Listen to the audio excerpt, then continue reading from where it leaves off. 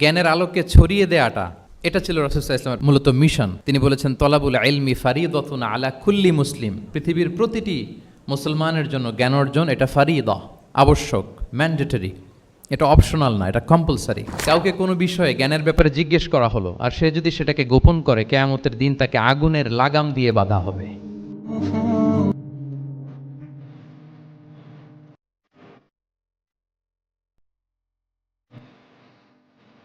আসসালামু আলাইকুম ওয়া রাহমাতুল্লাহি ওয়া বারাকাতুহু।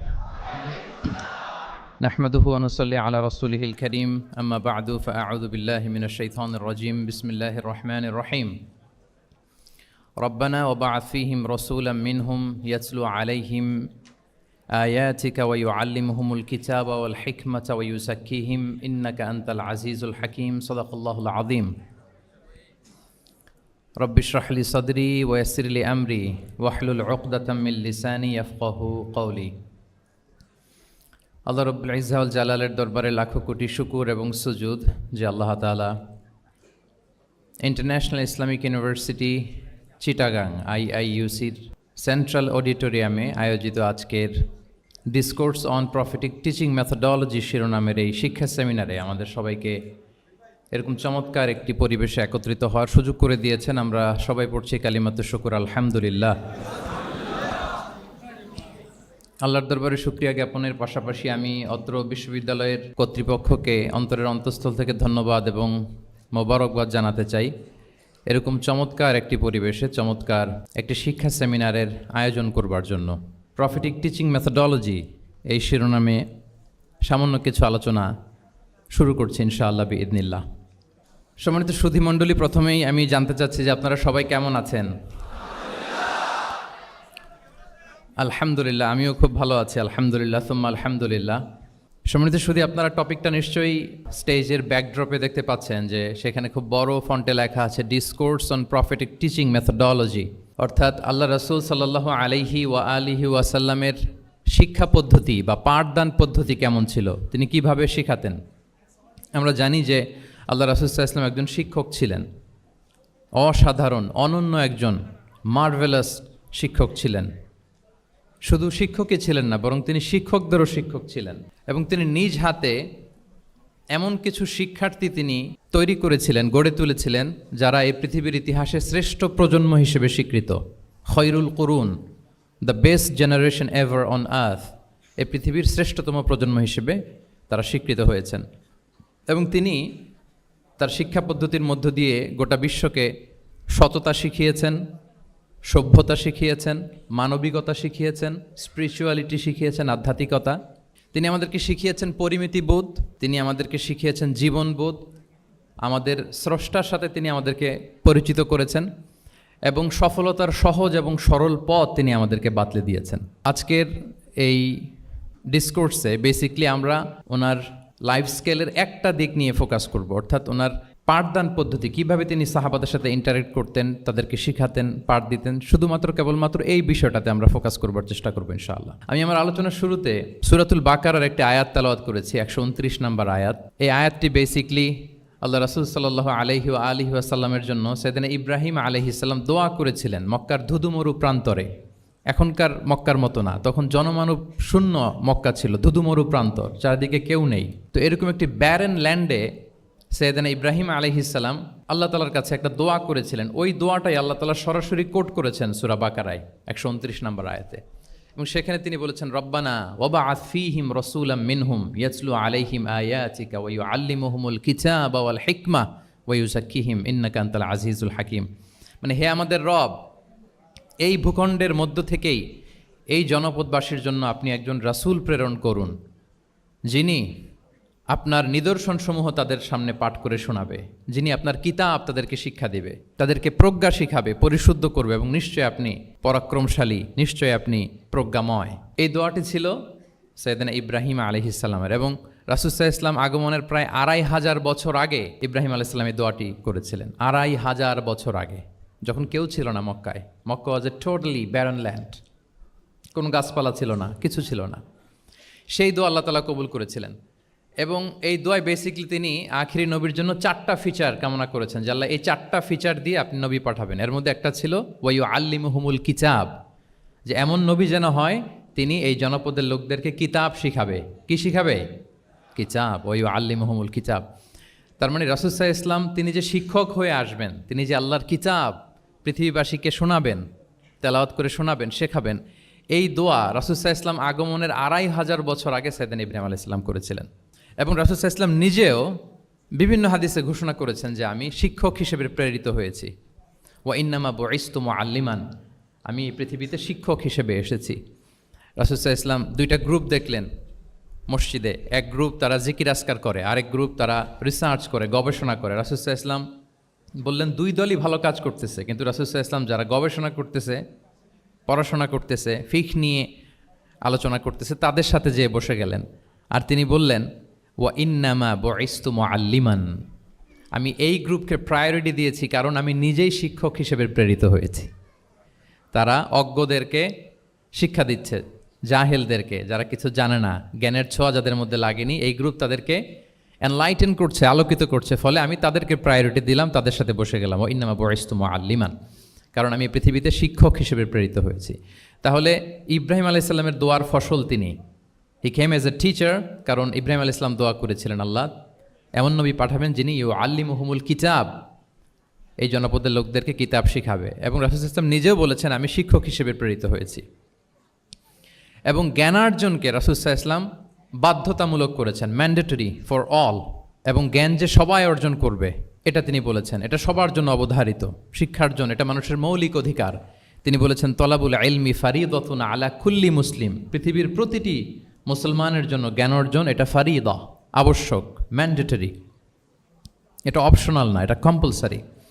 এবং নারী পুরুষ নির্বিশেষে সবার জন্য, এমন না যে শুধু পুরুষদের জন্য। রাসূল সাল্লাল্লাহু আলাইহি ওয়াসাল্লাম বলেছেন আলা কুল্লি মুসলিম, প্রতিটি মুসলিমের জন্য জ্ঞানার্জন এটা আবশ্যক। আলহামদুলিল্লাহ আমাদের অনেক বোনেরাও আজকের হল রুমে এসছে এবং রাসূল সাল্লাল্লাহু আলাইহি ওয়াসাল্লাম একটা স্পেশাল ডে নির্ধারণ করেছিলেন, a special day for teaching women. মদিনার নারীদেরকে পাঠদানের জন্য, শেখানোর জন্য তিনি একটা স্পেশাল ডে নির্ধারণ করেছিলেন এবং নারীদের আগ্রহের কারণেই তিনি সেটা করেছিলেন। তারা একবার এসে রাসূল সাল্লাল্লাহু আলাইহি ওয়াসাল্লামকে বললেন যে গলাবানা আলাইকা রিজাল ফাজআল্লানা ইয়াওমান মিন নাফসিক, হে নবী আমাদের মনে হচ্ছে পুরুষরা বেশি প্রায়োরিটি পেয়ে যায়, আপনি আমাদের জন্য স্পেশাল একটা ডে নির্ধারণ করেন, একটা দিন যেদিন এসে আমরা আপনার কাছ থেকে অনেক কিছু শিখবো, জানবো। ফাওয়াআদাহুন্না ইয়াওমান লাকিয়াহুন্না ফীহি ফাওয়াআদাহুন, রাসূল সাল্লাল্লাহু আলাইহি ওয়াসাল্লাম তাদের এই আবেদনের প্রেক্ষিতে মদিনার নারীদের জন্য একটা special day for teaching women, মদিনার যে কমিউনিটিতে নারীরা ছিল তাদের জন্য রাসূল সাল্লাল্লাহু আলাইহি ওয়াসাল্লাম স্পেশাল একটা ডে নির্ধারণ করেছিলেন। এবং সেদিন পুরুষ সাহাবীদেরকে গুরুত্ব না দিয়ে তিনি শুধু নারীদের, বোনদের কোশ্চেন নিতেন, তাদেরকে তিনি পাঠদান করতেন, শিক্ষাদান করতেন। এবং জ্ঞানার্জনকে, জ্ঞানের আলোকে ছড়িয়ে দেওয়াটা, এটা ছিল রাসূল সাল্লাল্লাহু আলাইহি ওয়াসাল্লামের মূলত মিশন। জ্ঞানের আলোকে তিনি বিশ্বময় ছড়িয়ে দিতে বলেছেন। নলেজ হ্যাজ নো বাউন্ডারিজ, এটার কোনো বাউন্ডারি থাকবে না, গোটা বিশ্বের জন্য আমরা জ্ঞানকে ছড়িয়ে দেই, এটার ব্যাপারে তিনি আমাদেরকে উদ্বুদ্ধ করেছেন। তিনি বলেছেন বাল্লিগু আন্নি ওয়ালাউ আয়া, আমার পক্ষ থেকে একটি কথা, একটি বাণী, একটি আয়াত হলেও তোমরা পৌঁছে দাও। তাহলে তিনি আমাদেরকে জ্ঞানের এই আলো বিশ্বময় ছড়িয়ে দিতে উদ্বুদ্ধ করেছেন। এবং জ্ঞান লুকানোকে তিনি মহাপাপ বলেছেন। আপনার কাছে যদি নলেজ থাকে, সেই নলেজের ব্যাপারে যদি আপনাকে জিজ্ঞেস করা হয়, আপনি যদি এটা শেয়ার না করেন, তাহলে আপনি মহাপাপ করলেন। এটাকে আল্লাহ রাসূল সাল্লাল্লাহু আলাইহি ওয়া আলিহি ওয়াসাল্লাম জ্ঞান লুকানোকে মহাপাপ বলেছেন। তিনি বলেছেন মান সুইলা আন ইলমিন ফাকাতামাহু আলজামাহুল্লাহু ইয়াউমাল কিয়ামাতি বিলিজামিন মিনান নার, কাউকে কোনো বিষয়ে জ্ঞানের ব্যাপারে জিজ্ঞেস করা হলো আর সে যদি সেটাকে গোপন করে, কিয়ামতের দিন তাকে আগুনের লাগাম দিয়ে বাঁধা হবে, বলে ইয়াদু বিল্লাহ। তাহলে জ্ঞানকে ছড়িয়ে দিতে বলেছেন তিনি বিশ্বময়, জ্ঞানকে গোপন করতে তিনি বারণ করেছেন, নিষেধ করেছেন। আমরা যদি দেখি যে আল্লাহ রাসূল সাল্লাল্লাহু আলাইহি ওয়া আলিহি ওয়াসাল্লাম মক্কাতে যখন তিনি ইসলাম প্রচার শুরু করলেন, কোরআনের তালিম যখন তিনি মক্কাতে দিতে শুরু করলেন, তিনি এটাকে প্রাতিষ্ঠানিকভাবেই বেসিকলি শুরু করেছেন। আমরা যেমনি জ্ঞান বিতরণের জন্য প্রাতিষ্ঠানিক অবকাঠামো আমাদের প্রয়োজন হয়, রাসূল সাল্লাল্লাহু আলাইহি ওয়াসাল্লাম সেভাবেই একটা সেন্টার বেস তিনি শুরু করেছিলেন। এবং মক্কায় দারুল আরকাম নামে, আপনারা সবাই যারা রাসূল সাল্লাল্লাহু আলাইহি ওয়াসাল্লামের বায়োগ্রাফি পড়েছেন, ইতিহাস পড়েছেন, দারুল আরকাম থেকে বেসিকলি রাসূল সাল্লাল্লাহু আলাইহি ওয়াসাল্লাম এই জ্ঞান বিতরণ করতেন বা কোরআনের তালিম দিতেন। আরকাম ইবনে আবিল আরকাম একজন তরুণ সাহাবী, মাত্র 16 বছর বয়সে তিনি ইসলাম ধর্ম গ্রহণ করেছিলেন। তার একটা ঘরের একটা বড় অংশ তিনি রাসূল সাল্লাল্লাহু আলাইহি ওয়াসাল্লামের তালিমের জন্য ডেডিকেট করেছিলেন এবং সেটাই ইসলামের প্রথম বিশ্ববিদ্যালয় হিসেবে স্বীকৃত, দারুল আরকাম। এবং মজার ব্যাপার হচ্ছে ওনার ঘরটা সিলেক্ট করার পেছনে স্ট্র্যাটেজিক অনেক কারণ ছিল। কারণ সে ছিল বানু মখজুম গোত্রের, মানে কোরাইশের শত্রু, কোরাইশের রাইভাল ছিল বানি মখজুম। রাসূল সাল্লাল্লাহু আলাইহি ওয়াসাল্লাম ছিলেন কোন বংশের? বলেন তো সবাই, কোন বংশের? কোরাইশ বংশের। আর আবু জাহাল ছিল কোন বংশের? না, সে বানু মখজুম থেকে ছিল। So Banu মখজুম was the rival of Quraish. তারা ছিল কোরাইশদের সাথে একটা হাড্ডাহাড্ডি লড়াই, শত্রুর মতো আর কি। তো রাসূল সাল্লাল্লাহু আলাইহি ওয়াসাল্লাম কোরাইশি কারো ঘর বেছে নেন নাই, বরং বানু মখজুম গোত্রের এক তরুণ আরকাম, তার ঘরটা তিনি বেছে নিয়েছিলেন। এবং স্ট্র্যাটেজিক্যালি এত চমৎকার একটা পজিশনে ছিল, মাত্র 130 মিটার ডিস্টেন্স ছিল কাবা থেকে 130 মিটার দক্ষিণ পূর্বে এই আরকাম রাদিয়াল্লাহু তাআলা আনহুর ঘর ছিল। ফলে এই ঘরে যদি তিনি গ্যাদারিং করেন, কেউ আর সন্দেহ করবে না, যেহেতু এটা বানু মখজুম গোত্রের একজন যুবকের ঘর। আল্লাহু আকবার। তো রাসূল সাল্লাল্লাহু আলাইহি ওয়াসাল্লাম এই দারুল আরকামে বসেই বেসিকলি তিনি এই কোরআনের তালিম, এই শিক্ষা, এই পাঠদান মক্কাতে সেন্টার বেস তিনি শুরু করেছিলেন। এবং মদিনায় যদি আমরা দেখি, মদিনাতেও মসজিদে নববী নির্মাণের পরপরই মসজিদে নববীর একেবারে পেছন দিকে, এই হলরুমের পেছন দিকে যেরকম একটা জায়গা ছাউনির মতো, মসজিদে নববীর ঠিক পেছনে খেজুরের ডাল দিয়ে, খেজুরের পাতা দিয়ে ছাউনি দিয়ে একটা জায়গা তিনি করেছিলেন, যেটাকে আমরা আহলে সুফার সেন্টার হিসেবে জানি। মদিনায় তিনি সুফা ইউনিভার্সিটি প্রতিষ্ঠা করেছিলেন। তাহলে মক্কায় তিনি কোরআনের তালিম দিতেন দারুল আরকাম থেকে, আর মদিনায় যেয়ে তিনি আহলে সুফাদেরকে সেই সুফা এরিয়াতে, সেখানে তিনি কোরআনের তালিম দিতেন। এবং সেখানে প্রায় 400 জন দরিদ্র মুহাজির সাহাবী সেখানে বসে কোরআনের হেফজ করত, রাসূল সাল্লাল্লাহু আলাইহি ওয়াসাল্লামকে বিভিন্ন বিষয়ে জিজ্ঞেস করত। ইসলামের বুনিয়াদি শিক্ষা, the basic of the basics of Islam, এ আহলে সুফার সাহাবারা সেখানে দুনিয়ার সব কিছুকে স্যাক্রিফাইস করে দিয়ে সেখানে ওনারা রাসূল সাল্লাল্লাহু আলাইহি ওয়াসাল্লামের কাছ থেকে তালিম গ্রহণ করতেন। এবং দূর দূরান্ত থেকে আগন্তুক সাহাবারা যখন আসতো, তারাও এখানে থাকতো। যেহেতু 400 জন থাকার মতো একটা প্লেস, রাসূল সাল্লাল্লাহু আলাইহি ওয়াসাল্লামকে তারা দিনের খুঁটিনাটি বিষয় জিজ্ঞেস করতেন। এবং সালাত শেষে এরকম অনেক হাদিস পাওয়া যায় যে রাসূল সাল্লাল্লাহু আলাইহি ওয়াসাল্লাম আহলে সুফার সাহাবীদের সাথে ওখানে বসেছেন, তাদের সাথে গল্প করেছেন, তাদের প্রশ্নের বিভিন্ন উত্তর দিয়েছেন। তাহলে সেন্টার বেজ শিক্ষাদান, এটা কিন্তু রাসূল সাল্লাল্লাহু আলাইহি ওয়াসাল্লামের জীবনী থেকে আমরা দেখেছি। এবং যখন মসজিদে নববীর পেছনে আহলে সুফাদের 400 জনের পরে যখন আরও বেড়ে যাচ্ছিল, তখন রাসূল সাল্লাল্লাহু আলাইহি ওয়াসাল্লাম মসজিদের বাইরে মুকরিম বিন নাওফাল রাদিয়াল্লাহু তাআলা আনহুর একটা ঘরে আরেকটা সেন্টার করেছিলেন। এটাকে বলা হতো দারুল কুররা। এভাবে একটার পর একটা সেন্টার রাসূল সাল্লাল্লাহু আলাইহি ওয়াসাল্লাম তিনি নির্মাণ করেছেন এবং দ্বীনের বাণীকে তিনি ছড়িয়ে দিয়েছেন। এবং এখান থেকে যারা শিক্ষা অর্জন করতো, বেসিকলি তারা তো হেফজ করতো, দ্বীনের অন্যান্য বুনিয়াদি ব্যাপারে তারা শিক্ষা গ্রহণ করতেন। তো এই সাহাবীদেরকে কুররা বলা হতো। তাদেরকে আবার রাসূল সাল্লাল্লাহু আলাইহি ওয়াসাল্লাম বিভিন্ন এলাকাতে মুআল্লিম হিসেবে প্রেরণ করতেন। এটা রাসূল সাল্লাল্লাহু আলাইহি ওয়াসাল্লামের সুন্নাহ ছিল যে কোনো এলাকায় দ্বীনের শিক্ষা দেওয়ার জন্য আগে মুআল্লিম পাঠাতেন। আমরা জানি যে হিজরতের আগে রাসূল সাল্লাল্লাহু আলাইহি ওয়াসাল্লামের আগেও তিনি মদিনাতে একজন সাহাবীকে পাঠিয়েছিলেন, মুসআব বিন উমাইর। এটা জানি না আমরা সবাই? মুসআব বিন উমাইরকে তিনি পাঠিয়েছিলেন। খুবই ড্যাশিং চেহারার ছিল, খুবই অ্যারিস্টোক্রেট একটা ফ্যামিলির ছিল। উনি এত চমৎকার পারফিউম ইউজ করতেন, উনি কোনো রাস্তা দিয়ে হেঁটে গেলে সবাই বুঝতো এই রাস্তা দিয়ে কিছুক্ষণ আগে হেঁটে গিয়েছে মুসআব বিন উমাইর। বাংলা একটা কথা আছে, আগে দর্শনদারি পরে গুণ বিচারী, এরকম একটা কথা আছে না? সো মদিনার লোকটা যাতে ইসলামের প্রতি খুব দ্রুত অ্যাট্রাক্টেড হয়, এজন্য তিনি আবু বকর রাদিয়াল্লাহু তাআলা আনহুকে পাঠাননি, ওমরে ফারুককে পাঠাননি, বরং মুসআব বিন উমাইর রাদিয়াল্লাহু তাআলা আনহুকে মুআল্লিম হিসেবে, he was the first ambassador of Islam, প্রথম অ্যাম্বাসেডর হিসেবে তিনি মদিনায় গিয়েছিলেন।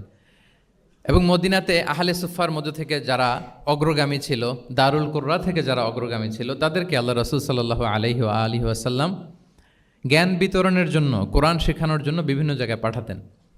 আপনারা উহুদের যুদ্ধের পরপরই বিইরে মাউনার ঘটনা শুনে থাকবেন। সেখানে রাসূল সাল্লাল্লাহু আলাইহি ওয়াসাল্লাম 70 জন হাফেজ সাহাবী, মানে ওই সময় পর্যন্ত যতটুকু কোরআনের আয়াত নাজিল হয়েছিল এগুলো যারা মুখস্থ করে ফিরেছিলেন, এরকম 70 জন সাহাবীকে একটা এরিয়াতে তিনি পাঠিয়েছিলেন। এবং এটা আসলে বিট্রে করেছিল তারা বলেছিল যে আমরা তাদেরকে নিয়ে যাব আমাদের এলাকায়, তারা দিন পৌঁছাবে। কিন্তু এই 70 জন সাহাবীকে বিট্রে করে তারা হত্যা করেছিল, ওনারা শাহীদ হয়েছিলেন। এবং এতে রাসূল সাল্লাল্লাহু আলাইহি ওয়াসাল্লাম অনেক কষ্ট পেয়েছিলেন। যে সমস্ত গোত্র এই কাজের সাথে জড়িত ছিল, টানা 1 মাস তাদের বিরুদ্ধে রাসূল সাল্লাল্লাহু আলাইহি ওয়াসাল্লাম বদদোয়া করেছেন, কুনুতে নাজেলা করেছেন ফজরের সালাতের পরে। তাহলে এই যে ন্যারেশনগুলো, বর্ণনাগুলো আমি কেন উপস্থাপন করছি আপনাদের সামনে, এটা বোঝানোর জন্য যেটার পরম্পরাটা কীরকম, রাসূল সাল্লাল্লাহু আলাইহি ওয়াসাল্লাম কীভাবে কোন সেন্টার থেকে শুরু করলেন, তারপরে কিভাবে এটার ডেভেলপমেন্ট হচ্ছিল, তারপরে কিভাবে এটা আগাতে লাগলো। তাহলে রাসূল সাল্লাল্লাহু আলাইহি ওয়াসাল্লাম বিভিন্ন জায়গায় যে মুআল্লিম পাঠাতেন, এটা রেফারেন্সও আমরা পেলাম যে তিনি তো এখানে শেখাচ্ছেন, যখন অনেক বেড়ে গেল, চাহিদা বাইরে অনেক বেশি, তিনি এখান থেকে ছাত্রদেরকে, সাহাবাদেরকে বিভিন্ন জায়গায় মুআল্লিম হিসেবে প্রেরণ করতেন। এবং শিক্ষার বিনিময়ে তিনি বদরের যে বন্দিরা ছিল তাদের মুক্তিপণের অ্যানাউন্সমেন্ট করেছেন, র্যানসম, এটা আপনারা জানেন। আমি একটু কুইজ নিয়ে নেই আপনাদের। বলেন, বদরে মুসলমানদের পক্ষ থেকে শহীদ হয়েছিল কয়জন? 14 জন, মাশাআল্লাহ। আর কুরাইশদের পক্ষ থেকে 70 জন। বন্দী হয়েছিল কয়জন দেখি? হ্যাঁ, 70 জন তারা নিহত হয়েছিল আর 70 জন বন্দী হয়েছিল। তো বদরের যুদ্ধে এই 70 জন যারা কুরাইশদের মধ্যে থেকে বন্দী হয়েছিল তাদের মুক্তিপণ হিসেবে ফিদিয়া, র্যানসম হিসেবে রাসূল সাল্লাল্লাহু আলাইহি ওয়াসাল্লাম 4000 দিরহামের অ্যানাউন্সমেন্ট করেছেন। মানে দিরহাম মানে হচ্ছে সিলভার কয়েন আর কি। তৎকালীন সময় দিনার হচ্ছে গোল্ড কয়েন আর দিরহাম মানে সিলভার কয়েন। তো রাসূল সাল্লাল্লাহু আলাইহি ওয়াসাল্লাম 4000 সিলভার কয়েনের ঘোষণা করেছেন যে তোমরা যদি মুক্তি পেতে চাও তাহলে 4000 রৌপ্য মুদ্রা দিয়ে, সিলভার কয়েন দিয়ে তারপরে তোমরা মুক্তি পেতে হবে। তখন তিনি অ্যানাউন্স করলেন যে কারো যদি এই সামর্থ্য না থাকে তাহলে এই লোকদের মধ্য থেকে যারা লিখতে পড়তে জানে তারা যদি মদিনার 10 জন শিশুকে লেখাপড়া শিখিয়ে দেয় তাহলে এটা তাদের মুক্তিপণ হয়ে যাবে। আল্লাহু আকবার। তাহলে শিক্ষাটাকে রাসূল সাল্লাল্লাহু আলাইহি ওয়াসাল্লাম কীভাবে দেখতেন, এটাকে কতটা গুরুত্ব দিতেন? তখন কিন্তু মুসলমানদের আর্থিকভাবে খুব কঠিন অবস্থা যাচ্ছিল। তখন এই জাতীয় ফিদিয়াগুলো, র্যানসমগুলো খুব জরুরি ছিল। তারপরে তিনি ঘোষণা করেছেন যাদের সামর্থ্য নাই তারা যদি লিখতে পড়তে জানে, মদিনার 10 জন ছেলে মেয়েকে তারা যদি লেখাপড়া শিখিয়ে দিতে পারে, এইটা তাদের মুক্তিপণ হিসেবে কনসিডার করা হবে। আল্লাহু আকবার। তাহলে সম্মানিত সুধী, আমরা সেই ইব্রাহিম আলাইহিস সালাতু ওয়াস সালামের দোয়া থেকে শুরু করে বদরের যুদ্ধ পর্যন্ত চলে আসলাম যে রাসূল সাল্লাল্লাহু আলাইহি ওয়াসাল্লাম শিক্ষাটাকে, এডুকেশনকে এবং শিক্ষার বাণীকে বিশ্বময় ছড়িয়ে দিতে তিনি কীরকম পদক্ষেপ নিয়েছেন, ওভারঅল একটা আমরা আইডিয়া পেয়েছি। এটা ছিল আমার ইন্ট্রোডাক্টরি ডিসকাশন। এখন আমি মূল আলোচনায় চলে যাই যে রাসূল সাল্লাল্লাহু আলাইহি ওয়াসাল্লাম সাহাবাদেরকে যে তিনি শেখাতেন, ওনার পাঠদান পদ্ধতি কেমন ছিল। প্রথম কথা হচ্ছে রাসূল সাল্লাল্লাহু আলাইহি ওয়াসাল্লাম পিতৃস্নেহে সাহাবাদেরকে শিক্ষা দিতেন, as like a father teaching his child, teaching his son or daughter. সন্তানকে যেমনি বাবা পরম মমতায় আদর করে শেখায় ঠিক সেভাবে শেখাতেন। এবং তিনি বলেছেন যে ইন্নামা আনা লাকুম বিমানজিলাতিল ওয়ালিদি উআল্লিমুকুম, নিশ্চয় আমি তোমাদের বাবার মতো, বাবা যেমনি ছেলে মেয়েদেরকে শেখায়। এবং এই হাদিসে এসছে যে রাসূল সাল্লাল্লাহু আলাইহি ওয়াসাল্লাম তাদেরকে শিখিয়েছেন সাহাবাদেরকে যে ওয়াশরুমে গেলে কিভাবে ক্লিন হইতে হবে, টু দ্য ডাইরেকশন অফ কেবলা বসা যাবে না, কেবলাকে পেছনে রেখে বসা যাবে না, এমনকি ঢিলাগুলো ইউজ করতে হলে ডান হাতে ইউজ করা যাবে না, বাঁ হাতে। তারপর এটা বেজোর হইতে হবে। এরকম ধরে ধরে উম্মাকে শিখিয়েছেন। নারীদের মেনস্ট্রুয়েশনাল পিরিয়ডের ব্যাপারে বিধানগুলো শিখিয়েছেন। স্বামী স্ত্রীর অন্তরঙ্গ মুহূর্তের ব্যাপারে মাসআলা কি, ব্যাপারগুলো কি, লিগ্যাল অপিনিয়ন কি, ধরে ধরে বাবা মা যেমনি ছেলে মেয়েদেরকে ধরে ধরে শিখিয়ে দেয় যে এইভাবে this is good and this is bad, dos and don'ts যেমনি মা বাবা শেখায়, আল্লাহ রাসূল সাল্লাল্লাহু আলাইহি ওয়াসাল্লাম বলেন ইন্নামা আনা লাকুম বিমানজিলাতিল ওয়ালিদি উআল্লিমুকুম, আমি তোমাদের বাবার মতো, বাবা যেমনি শেখায় পরম মমতায়, এভাবে আমি তোমাদেরকে শিক্ষা দিই। এবং রাসূল সাল্লাল্লাহু আলাইহি ওয়াসাল্লাম খুব সহজ করে উপস্থাপন করতেন, কোনো কিছুকে জটিল করতেন না। এটা কিন্তু একজন আদর্শ শিক্ষকের বৈশিষ্ট্য। মানে as easier as you can, যত সহজ করে আপনি আপনার প্রেজেন্টেশনটা করতে পারবেন তত বেশি আপনার শিক্ষার্থীরা আপনার কাছ থেকে ওই মেসেজ, ওই শিক্ষা, সেটা ওই বার্তাটা তারা গ্রহণ করতে পারবে। এবং সহিহ মুসলিমের হাদিস, আল্লাহ রাসূল সাল্লাল্লাহু আলাইহি ওয়াসাল্লাম তিনি বলেন ইন্নাল্লাহা লাম ইয়াবআসনি মুআন্নিতান ওয়ালা মুতাআন্নিতান ওয়ালাকিন বাআসানি মুআল্লিমান মুয়াসসিরান। আল্লাহু আকবার। আল্লাহ তাআলা আমাকে কঠোরতা আরোপকারী, জটিলকারী করে প্রেরণ করেননি, বরং সহজভাবে, সহজ পন্থায় শিক্ষাদানকারী শিক্ষক হিসেবে প্রেরণ করেছেন। লিটারেলি তিনি মুয়াসসিরান শব্দটা ব্যবহার করেছেন। যেহেতু এখানে ইসলামিক স্টাডিজ, কোরআন, হাদিস যে ডিপার্টমেন্টের শিক্ষার্থী বন্ধুরা আপনারা যারা আছেন, আপনারা শব্দের অর্থটা লিটারেলি বুঝতে পারতেছেন যে তিনি বলেছেন মুআল্লিমান মুয়াসসিরান, আমি সহজপন্থী শিক্ষক হিসেবে প্রেরিত হয়েছি। কোনো জিনিসকে কঠোরতা আরোপ করার জন্য, কঠিন করে প্রেজেন্ট করার জন্য আল্লাহ আমাকে পাঠাননি। রাসূল সাল্লাল্লাহু আলাইহি ওয়াসাল্লাম he used to make things easy and easy, খুব সহজ করে উপস্থাপন করতেন। এবং রাসূল সাল্লাল্লাহু আলাইহি ওয়াসাল্লামের শিক্ষাদান পদ্ধতি ছিল অপটিমিস্টিক, আশাব্যঞ্জক, আশাবাদী। অর্থাৎ তিনি যখন কিছু বলতেন, শেখাতেন, মানুষ আশাবাদী হয়ে উঠত, কনফিডেন্ট পেত, ভয় পেত না। আমরা অনেক সময় মানুষকে খুব ভয় দেখাই। রাসূল সাল্লাল্লাহু আলাইহি ওয়াসাল্লাম কাউকে যখন কোনো দায়িত্ব দিয়ে কোথাও প্রেরণ করতেন, ওনার বিখ্যাত হাদিস তিনি বলতেন ইয়াসসিরু ওয়ালা তুআসসিরু বাশশিরু ওয়ালা তুনাফিরু, সহজ করো, কঠিন করো না, সুসংবাদ দাও, দিন থেকে মানুষকে ভাগিয়ে দিও না। মানে আমাদের প্রেজেন্টেশন যেন এমন না হয় যে আমাদের কথা শুনে মানুষ ভাগে, কাছে আসে না, বরং এমনভাবে প্রেজেন্টেশন করো যাতে মানুষ কাছে আসে। কমফোর্ট ফিল করে, ওইটাকে রিসিভ করে এবং জীবনের সাথে সে অ্যাডজাস্ট করতে পারে। সাহাবাদেরকে যখন কোনো জিনিস বুঝাতেন খুব ধীরস্থিরভাবে কথা বলতেন, কখনো কথা বলার ক্ষেত্রে রাশিং করতেন না, তাড়াহুড়ো করতেন না, নেভার এভার। এবং অনেক সাহাবারা খুব দ্রুত হাদিস বর্ণনা করলে আম্মা জান আয়েশা রাদিয়াল্লাহু তাআলা আনহা এটা অপছন্দ করতেন। বিশেষ করে আবু হুরায়রা রাদিয়াল্লাহু তাআলা আনহুর ব্যাপারে তিনি অবজেকশন দিয়েছিলেন যে তুমি যেভাবে বলো নবী সাল্লাল্লাহু আলাইহি ওয়াসাল্লাম কিন্তু এত দ্রুত বলতেন না, তুমি যেমনি গড়গড় করে বর্ণনা করো, আল্লাহ রাসূল সাল্লাল্লাহু আলাইহি ওয়াসাল্লাম এত দ্রুত বর্ণনা করতেন না। লাম ইয়াকুন ইয়াসরুদুল হাদিসা কাসারদিকুম কানা ইউহাদ্দিসু হাদিসান লাউ আদ্দাহুল আদ্দুলা আহসাহু। এমনভাবে প্রিয় নবী কথা বলতেন যে কেউ যদি চাইতো তিনি এই কথার মধ্যে কয়টা বাক্য বলেছেন, কয়টা শব্দ বলেছেন, চাইলে হাতে গুনে ফেলতে পারত। এত প্রেসাইজ অ্যান্ড ক্লিয়ার ছিল। তিনি কয়টা বাক্য বললেন এই বক্তব্যে, কয়টা শব্দ বললেন, এটাও গুনে ফেলা যেত। আল্লাহু আকবার। কানা ইয়াতাকাল্লামু বিকালামিন বাইনাহু ফাসলুন ইয়াহফাযুহু মান জালাসা ইলাই। এবং কথা বলতে বলতে মাঝখানে পজ দিতেন, মানে একটু থামতেন, ফলে যারা শুনতো তারা একেবারে মুখস্থই করে ফেলতে পারতো। আল্লাহু আকবার। এটা কিন্তু একজন আদর্শ শিক্ষকের বৈশিষ্ট্য যে খুব ধীরস্থিরভাবে আমি কথা বলবো, মাঝে মাঝে পজ দিব। রাসূল ইসলাম পজ দিতেন, থামতেন, যাতে ছাত্ররা নিতে পারে। সব শিক্ষার্থীদের এক ধরনের ক্যাপাসিটি না, ক্যাপাসিটি ইস্যু নিয়ে আমি সামনে কথা বলতেছি ইনশাআল্লাহ। তো তাহলে এইভাবে তিনি বেসিকলি তালিম দিতেন বা প্রেজেন্ট করতেন। আচ্ছা, শিক্ষা দেওয়ার ক্ষেত্রে দুইটা ধরন ছিল রাসূল সাল্লাল্লাহু আলাইহি ওয়াসাল্লামের। কখনো হয়তো ওয়ান অন ওয়ান মিটিং, একজন সাহাবীকে টার্গেট করে তাকে কিছু শেখাচ্ছেন, জানাচ্ছেন বা বলছেন। আবার কখনো একজন না, একাধিক সাহাবী বা অনেক সাহাবীদেরকে, অনেক মানুষকে তিনি অ্যাড্রেস করছেন। তাহলে এই দুইভাবে তিনি অ্যাড্রেস করতেন। এক নম্বর হচ্ছে প্রাইভেট লার্নিং সেশন, আর একটা হচ্ছে পাবলিক লার্নিং সেশন। দুইটাই রাসূল সাল্লাল্লাহু আলাইহি ওয়াসাল্লামের সিরা যদি আপনি স্ক্যানিং করেন আপনি পাবেন। প্রাইভেটলি এরকম অনেক হাদিস পাওয়া যায় যে হাদিসগুলোতে দেখা যায় যে রাসূল সাল্লাল্লাহু আলাইহি ওয়াসাল্লাম ওয়ান অন ওয়ান মিটিং করেছেন, শুধু একজনকে কিছু শেখাচ্ছে। এটা স্পেশালি হতো যখন তিনি কারোর সাথে রাইড শেয়ার করতেন। রাইট অর্থাৎ তিনি ওটে ছিলেন, ওটের পেছনে আরেকজন সাহাবী বসা, তিনি গাধার উপরে বসা, পেছনে আরেক সাহাবী বসা, তিনি খচ্চরের উপর বসা, আরেক সাহাবী বসা। যখন তিনি রাইড শেয়ার করতেন, এরকম ভুরি ভুরি হাদিস আপনারা পাবেন যে মুআয ইবনে জাবাল বলতেছে যে কুনতু রদিফা রাসূলিল্লাহ, কুনতু খালফা রাসূলিল্লাহ, আমি একবার ওটের পেছনে বসা ছিলাম। আব্দুল ইবনে আব্বাস বলতেছেন আমি ওটের পেছনে বসা ছিলাম। ফদল ইবনে আব্বাস বলতেছেন আমি একবার একটা খচ্চরের পেছনে বসা ছিলাম। When he was sharing his riding যখন শেয়ার করতেন, ওই মুহূর্তগুলো তেমন চমৎকার চমৎকার কিছু বার্তা রাসূল সাল্লাল্লাহু আলাইহি ওয়াসাল্লাম ওই সাহাবীদেরকে দিয়েছেন, যেগুলো আমরা হাদিস গ্রন্থগুলোতে পড়ে অবাক হয়ে যাই। এরকম একটা ছোট্ট হাদিস যদি শেয়ার করি, আব্দুল্লাহ ইবনে আব্বাস রাদিয়াল্লাহু তাআলা আনহু উনি বলেন কুনতু খালফা রাসূলিল্লাহি সাল্লাল্লাহু আলাইহি ওয়াসাল্লাম ইয়াওমান।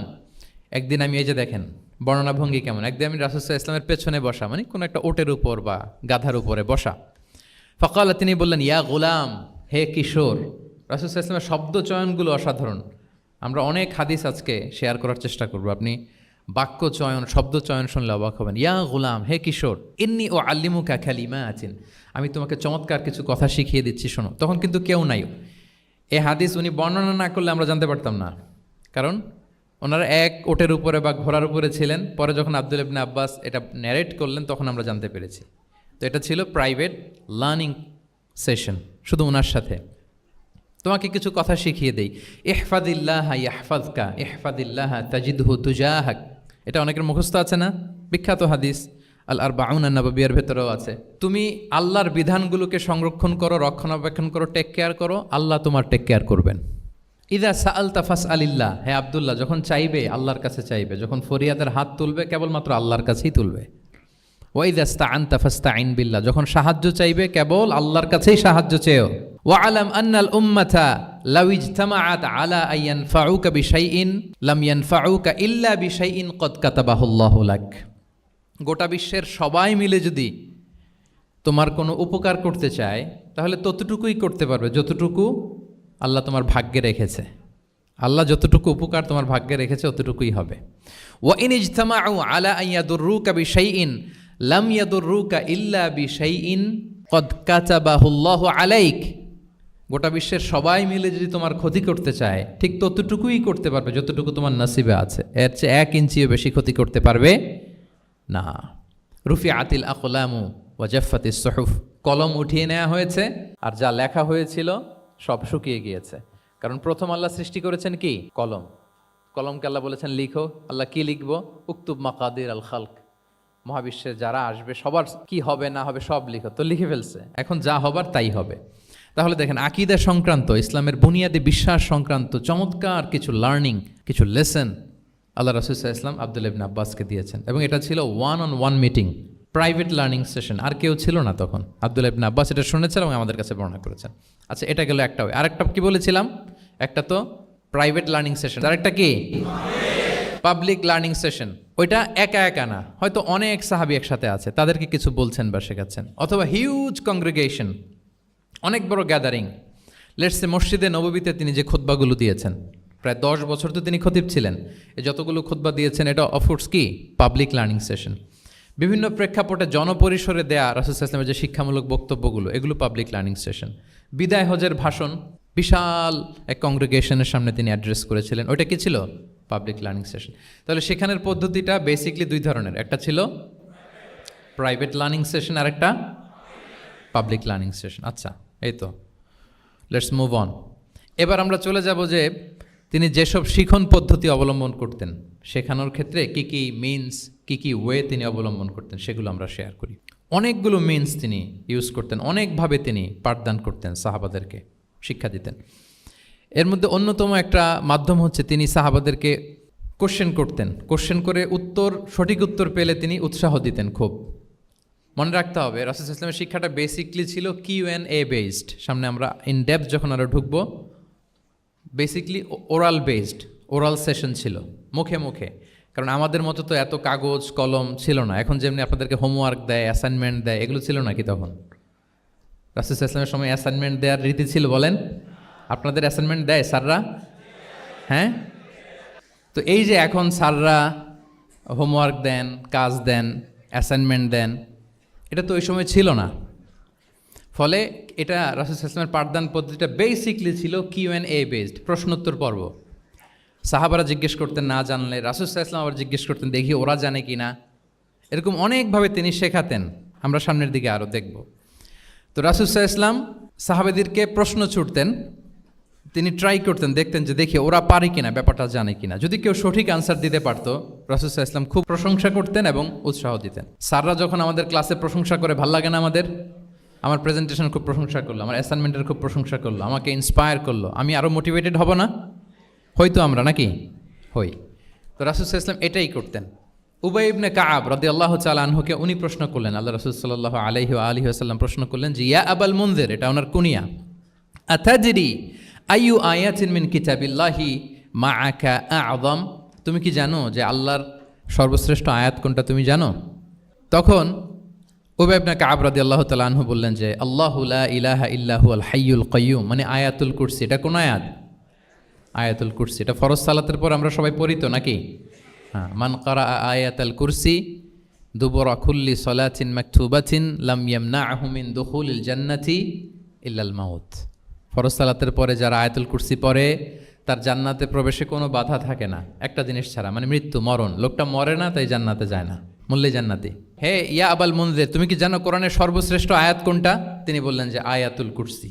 এটা শুনে রাসূল সাল্লাল্লাহু আলাইহি ওয়াসাল্লাম খুব খুশি হলেন। খুশি হয়ে কী করলেন? ফাদারাবা ফি সদরি, তিনি বললেন যে তিনি আমার বুকে একটা আলতো চাপড় দিলেন। এটা ভালোবাসার আলতো চাপড়, এরকম উৎসাহ দেওয়ার জন্য, যে সাবাস। আমরা মাঝে পিঠে কাউকে আলতো চাপড় দিয়ে কি বলি? ব্রেভো, সাবাস, মাশাআল্লাহ, এগুলো বলি না?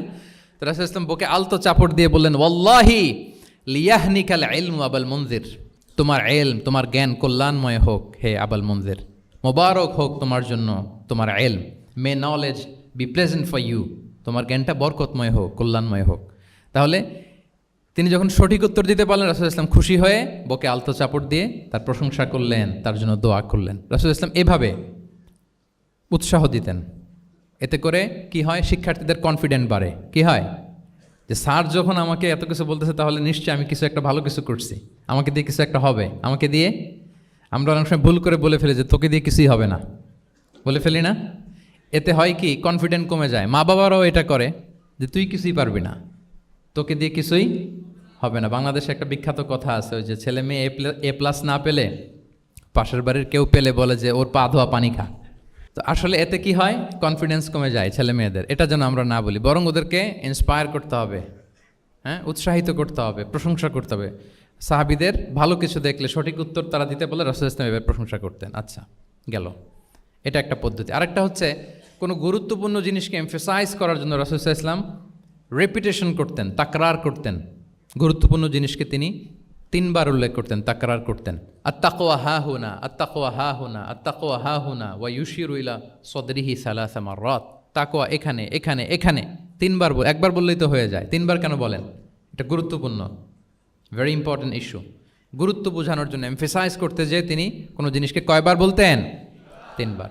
বিদায় হজের ভাষণ যখন দিলেন, ভাষণ দেয়া শেষ, এবার বলতেছে আল্লাহুম্মা হাল বাল্লাগতু, আল্লাহুম্মা হাল বাল্লাগতু, আল্লাহুম্মা হাল বাল্লাগতু, আল্লাহুম্মা ফাশহাদ। 3 বার বললেন যে আল্লাহ আমাকে যা পৌঁছাতে বলেছেন, হে মহাসমাবেশ তোমরা বলো আমি কি পৌঁছাতে পেরেছি?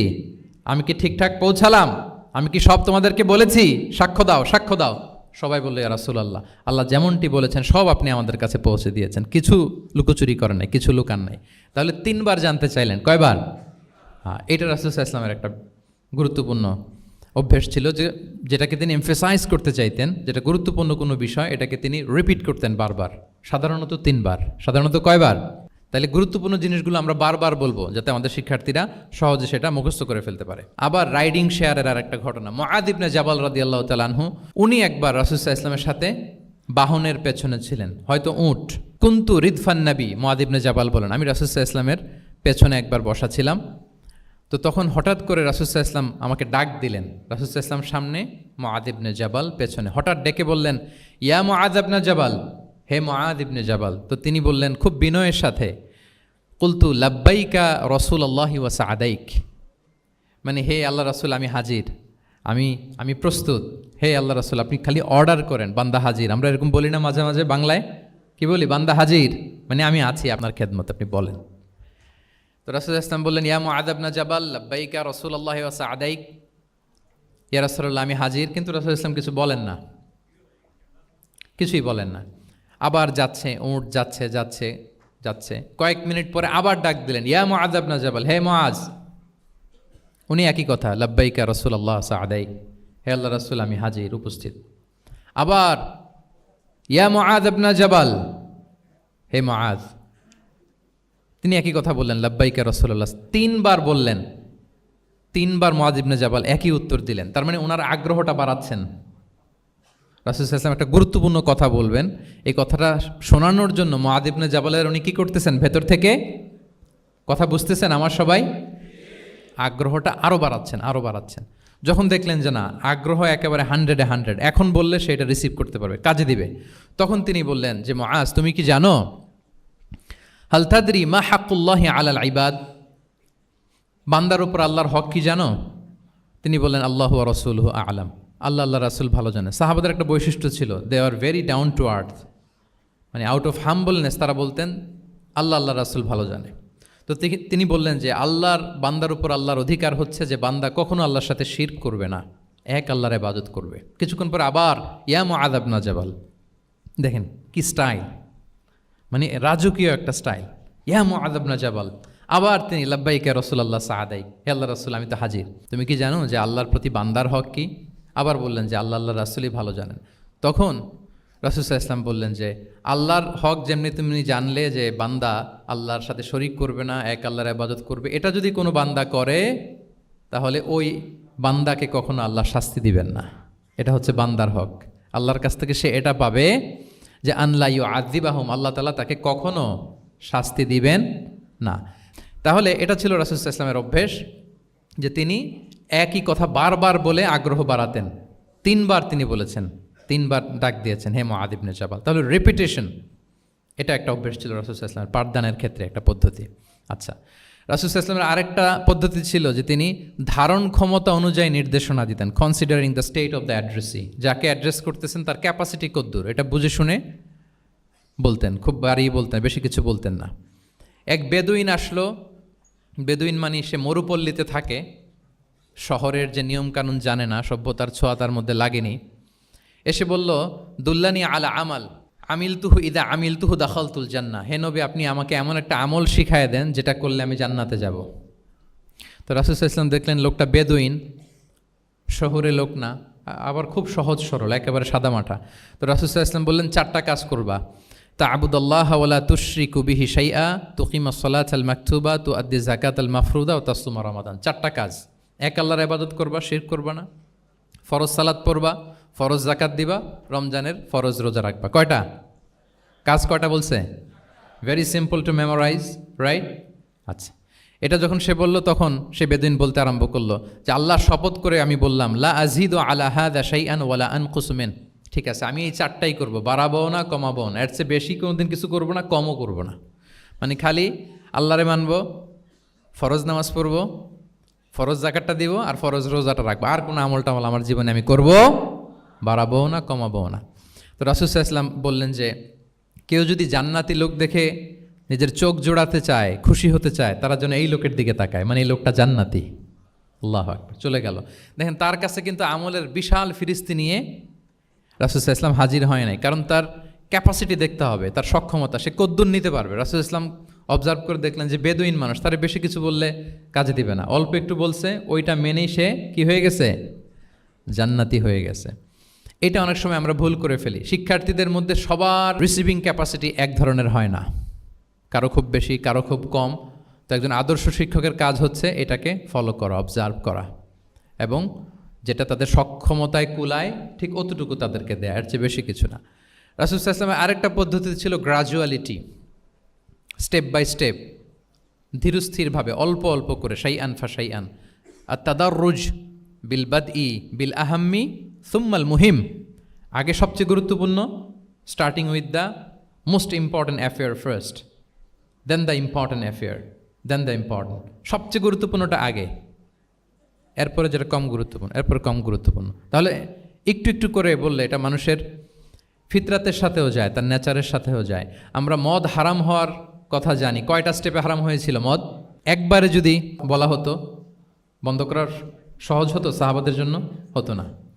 অনেকে আছে দেখবেন যে চেইন স্মোকার, বুঝতে পেরেছেন তো? মানে অনেক সিগারেট খায়, লেটসে দিনে 10 থেকে 15টা খায়। তো যে চেইন স্মোকার, আপনি যদি বলেন যে এটা হারাম, আজকেই তোমার বাদ দিতে হবে, হারাম, এটা খাইতে পারবে না, পারবে?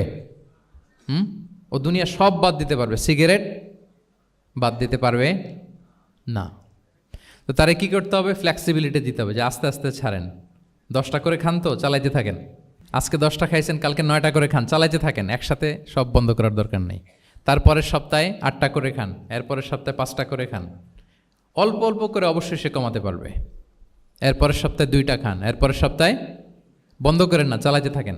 সে চালাচ্ছে কিন্তু কমিয়ে আনতেছে, চালাচ্ছে কিন্তু। আচ্ছা, যেই সপ্তাহে সে একটা সিগারেট খেলো, এরপরের সপ্তাহে এটা তো বাদ দিলেও তার গায়ে লাগার কথা না, ঠিক কিনা বলেন? যেই সপ্তাহে কয়টা খেলো, এটা তো স্যাক্রিফাইস করা যায়, কিন্তু 10টা থেকে 0তে আসা সহজ না। তাহলে গ্রাজুয়ালি আমরা এই ভুলটা করি। অনেকের নতুন করে আল্লাহ তাআলা রিয়েলাইজেশন দিয়েছেন, নতুন দিনে আসছে, দিনে ফিরছে, মানে প্র্যাকটিসিং হতে চায়। এখন আপনি তারে পাইয়া এমন নিয়ম কানুন দেখাচ্ছেন, বেচারা তো বলে আগে যা ছিলাম ওইটাই ভালো ছিলাম। এরকম হয় না অনেক সময়? হ্যাঁ, ধরেন যে কোনো একজন নারী, সে হয়তো পর্দা মেনটেন করে না, একটু হিপ হপ স্টাইলে চলাফেরা করে। তো সে ভাবলো যে না, আমি তো অনেক ভুল করে ফেলছি, আমি সংশোধন হব, আমি প্র্যাকটিসিং হতে চাই। তা এখন যখন সে আপনার কাছে আসছে নাসিহাত নেওয়ার জন্য, আপনি যদি বলেন যে তোমার এই করতে হবে, বোরকা ঝুলাইতে হবে, হাত মোজা, পা মোজা, পারবে? এ বলবে আগে যা ছিলাম ভালোই ছিলাম। তাকে একটু একটু করে বোঝাতে হবে, মানে এই হেজাব এটা কেন, হ্যাঁ, কাভারিং আওরা এটা কেন, কেন এটা করতে, এটা বেনিফিটটা আগে বুঝালেন। যে Islam consider women as a queen, নারীকে ইসলাম কি হিসেবে কনসিডার করে? রানী হিসেবে। তো রানীর তো একটা ড্রেস কোড থাকবে, স্পেশাল পোশাক থাকবে, এগুলো বুঝাবেন।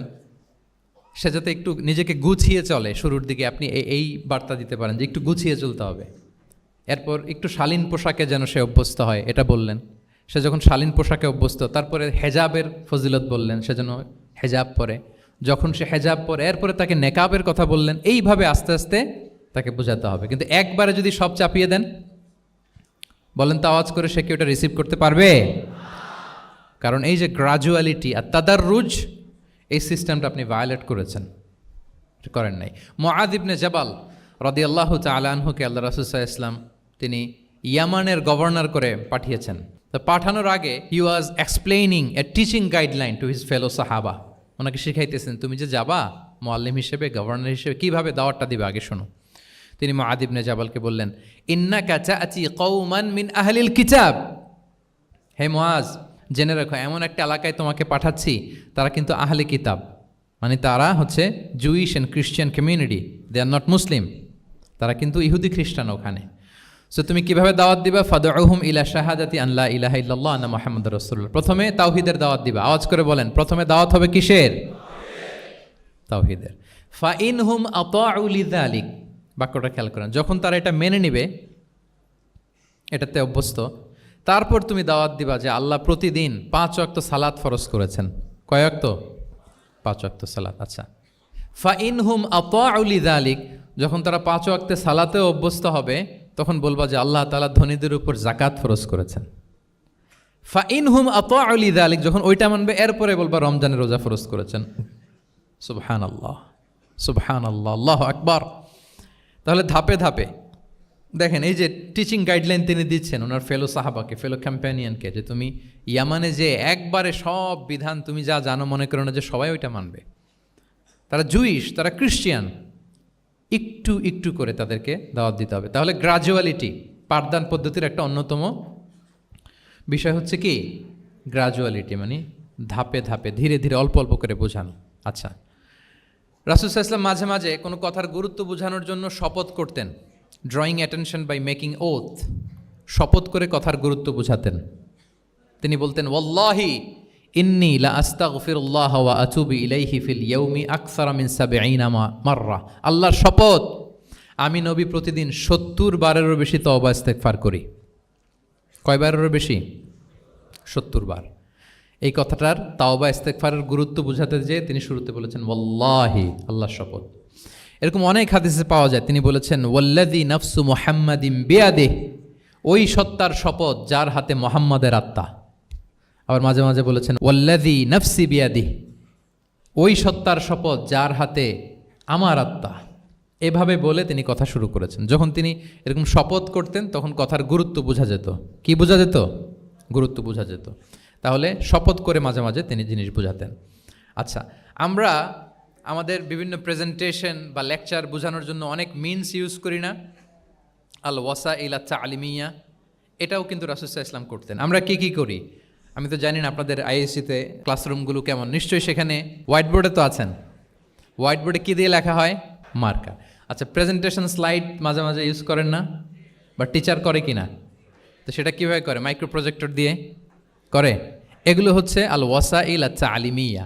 তো রাসূল সাল্লাল্লাহু আলাইহি ওয়াসাল্লামের সময় তো এই স্লাইডও ছিল না, ডিজিটাল বোর্ডও ছিল না, হোয়াইট বোর্ডও ছিল না, হ্যাঁ, মার্কার ছিল না, ওইরকম কিছু ছিল না। তো উনি কি ইউজ করতেন? উনিও চমৎকার চমৎকার কিছু মাধ্যম ইউজ করতেন, আপনারা শুনলে অবাক হবেন।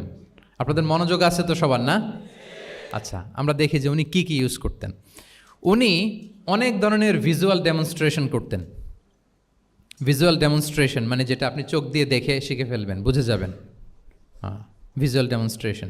ফিজিক্যাল জেস্চার ইউজ করে এটা করতেন। ফিজিক্যাল জেস্চার, অঙ্গভঙ্গি, বাংলা কি বলে? অঙ্গভঙ্গি। রাসূল সাল্লাল্লাহু আলাইহি ওয়াসাল্লাম, এটাতে তো আর কিছু আধুনিক বিজ্ঞান আইটি তো লাগতেছে না, কি বলেন? আমার হাত পা দিয়ে আমি একটা কিছু বোঝাচ্ছি। তো রাসূল সাল্লাল্লাহু আলাইহি ওয়াসাল্লাম কিন্তু এটা করতেন। একবার তিনি ইয়াতিমের রক্ষণাবেক্ষণ যারা করে তাদের মর্যাদা কত, ফজিলত কত, এটা বোঝাতে যে একবার তিনি বলতেছেন, আনা ওয়া কাফিলুল ইয়াতিমি ফিল জান্নাতি কাহাতাইন, আমি এবং এতিমের রক্ষণাবেক্ষণকারী জান্নাতে ঠিক এইভাবে থাকবো। এইভাবে থাকবো মানে খুব কাছাকাছি থাকবো। He will be my neighbour, very close neighbour. এবং বোঝাতে যে এই যে উস্তা আর সাব বাবা, দুই আঙ্গুল এভাবে, এই আঙ্গুল থেকে এই আঙ্গুলের দূরত্ব কতটুকু? 1 মাইল নাকি? কত? একেবারে কাছে। এই আঙ্গুল থেকে অ্যাঙ্গুলের তেমন কোনো দূরত্বই নাই, মানে খুব কাছে। এটা দিয়ে তিনি বুঝালেন আমি এবং এতিমের রক্ষণাবেক্ষণকারী ঠিক এভাবে থাকবো যেভাবে এই দুটো আঙ্গুল কাছাকাছি। আল্লাহু আকবার। তাহলে এই যে ফিজিক্যাল জেস্চার ইউজ করলেন কিনা, অঙ্গভঙ্গি, এটাকে বলে ভিজুয়াল ডেমনস্ট্রেশন। কি বলে? Visual demonstration. এবং রিসার্চাররা বলতেছেন যে approximately 80% of human learning comes through the visual demonstration. মানে আইজ দিয়ে, চোখ দিয়ে আমরা আমাদের শেখার 80% শিখে ফেলি। আমাদের শিখনের অলমোস্ট 80% আমরা দেখে দেখে শিখি। তাহলে রাসূল সাল্লাল্লাহু আলাইহি ওয়াসাল্লাম ভিজুয়াল ডেমনস্ট্রেশন করলেন, আনা ওয়া কাফিলুল ইয়াতীমি ফিল জান্নাতিকা হাতাইন। আচ্ছা, আরও দেখি হাদিসে এরকম আরও পাওয়া যায়। আমরা যে মুমিনরা ভাই ভাই, বিভিন্ন হাদিসে বিভিন্ন টেক্সটে রাসূল সাল্লাল্লাহু আলাইহি ওয়াসাল্লাম বলেছেন। এটা ইসলামের একটা খুব মৌলিক কথা, আমরা সবাই জানি না? আমরা সবাই কি এই অডিটোরিয়ামে আমরা যারা বসে আমরা সবাই কি আল মুমিনু আখুল মুসলিম, একে অপরের ভাই। আমাদের মধ্যে আবার আরেকটা সমস্যা আছে, আমরা দেখা যায় যে প্রত্যেকে যেই দল করে ওই দলের এরা ভাই ভাই আর কি, এরকম। এই হাদিসের একটা নিজস্ব অর্থ বলয় আমরা করে নিয়েছি যে ভাই ভাই ঠিক আছে, বাট আমি এই দলের, সো আমরা ভাই ভাই। আচ্ছা, ওরা ওই দল, তো ওরা কি নিজেরা নিজেরা আসলে কি এই ভাই ভাই নাকি না? যারাই কালেমা শাহাদাতে বিশ্বাসী, যারা আমাদের কেবলাকে কেবলা মানে, যারা ঈমান এনেছে, তারা সবাই আমরা কি ভাই ভাই। এই যে আমাদের ভ্রাতৃত্বের বন্ধনটা যে খুব অটুট এবং মজবুত সুদৃঢ়, এটা বোঝানোর জন্য রাসূল ইসলাম একবার বললেন, আল মুমিনু লিল মুমিনি কাল বুনিয়ান। মুমিন যে ভাই ভাই, এই ভ্রাতৃত্বের বন্ধন হচ্ছে সুদৃঢ় প্রাচীরের মতো। ইয়াশুদ্দু বা'দুহু বা'দা, one side strengthening the other. একটা বড় প্রাচীর, যেমন এই বিল্ডিংটা যেমনি এই পাশ ওই পাশটাকে মজবুত করে ধরে রেখেছে, ওই পাশ যেমনি এটাকে মজবুত করে ধরে ঠায় দাঁড়িয়ে আছে বছরের পর বছর, যুগের পর যুগ। রাসূল সাল্লাল্লাহু আলাইহি ওয়াসাল্লাম বললেন, মুমিন যে ভাই ভাই তাদের সম্পর্কটা এরকম সুদৃঢ়। কতটা সুদৃঢ় এটা বলতে যে ওয়াশাব্বাকা বাইনা আসওয়াবিহি, তিনি হাতের এই 5 আঙ্গুল, এই 5 আঙ্গুলের ভেতরে ঢুকাই দিলেন। এরকম ধরেন তো একটু সবাই। আচ্ছা, ঢুকিয়ে একটু চাপ দেন, এখন ব্যাপারটা অনেক মজবুত হয়ে গেল না? হ্যাঁ, কেউ চাইলে কি সহজে ছোটাতে পারবে না? তাহলে এই যে আরেকটা ভিজুয়াল ডেমনস্ট্রেশন পাইছেন, পেয়েছেন? ফিজিক্যাল জেস্চার, অঙ্গভঙ্গি করে তিনি বুঝাইলেন যে আমাদের ভ্রাতৃত্বটা এইরকম মজবুত, মানে ওনার কাছে যা ছিল ওইটা বুঝাতে যে তিনি এই ফিজিক্যাল জেস্চারটা নিয়েছেন যে মুমিন ভাই ভাই এবং আমাদের ভ্রাতৃত্বের বন্ধনটা ঠিক এরকম মজবুত, লাইক দিস।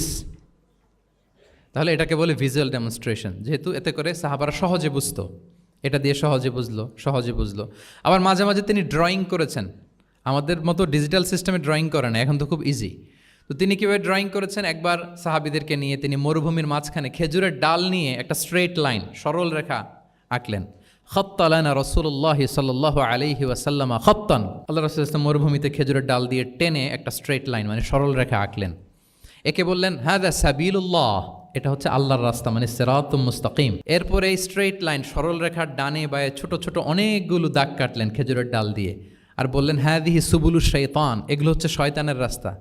ফি কুল্লি সাবিলিন শাইতান, এই প্রত্যেকটা রাস্তায় একটা করে শয়তান থাকে, সে তার শয়তানি কাজের হাতছানি তোমাদের দেয়।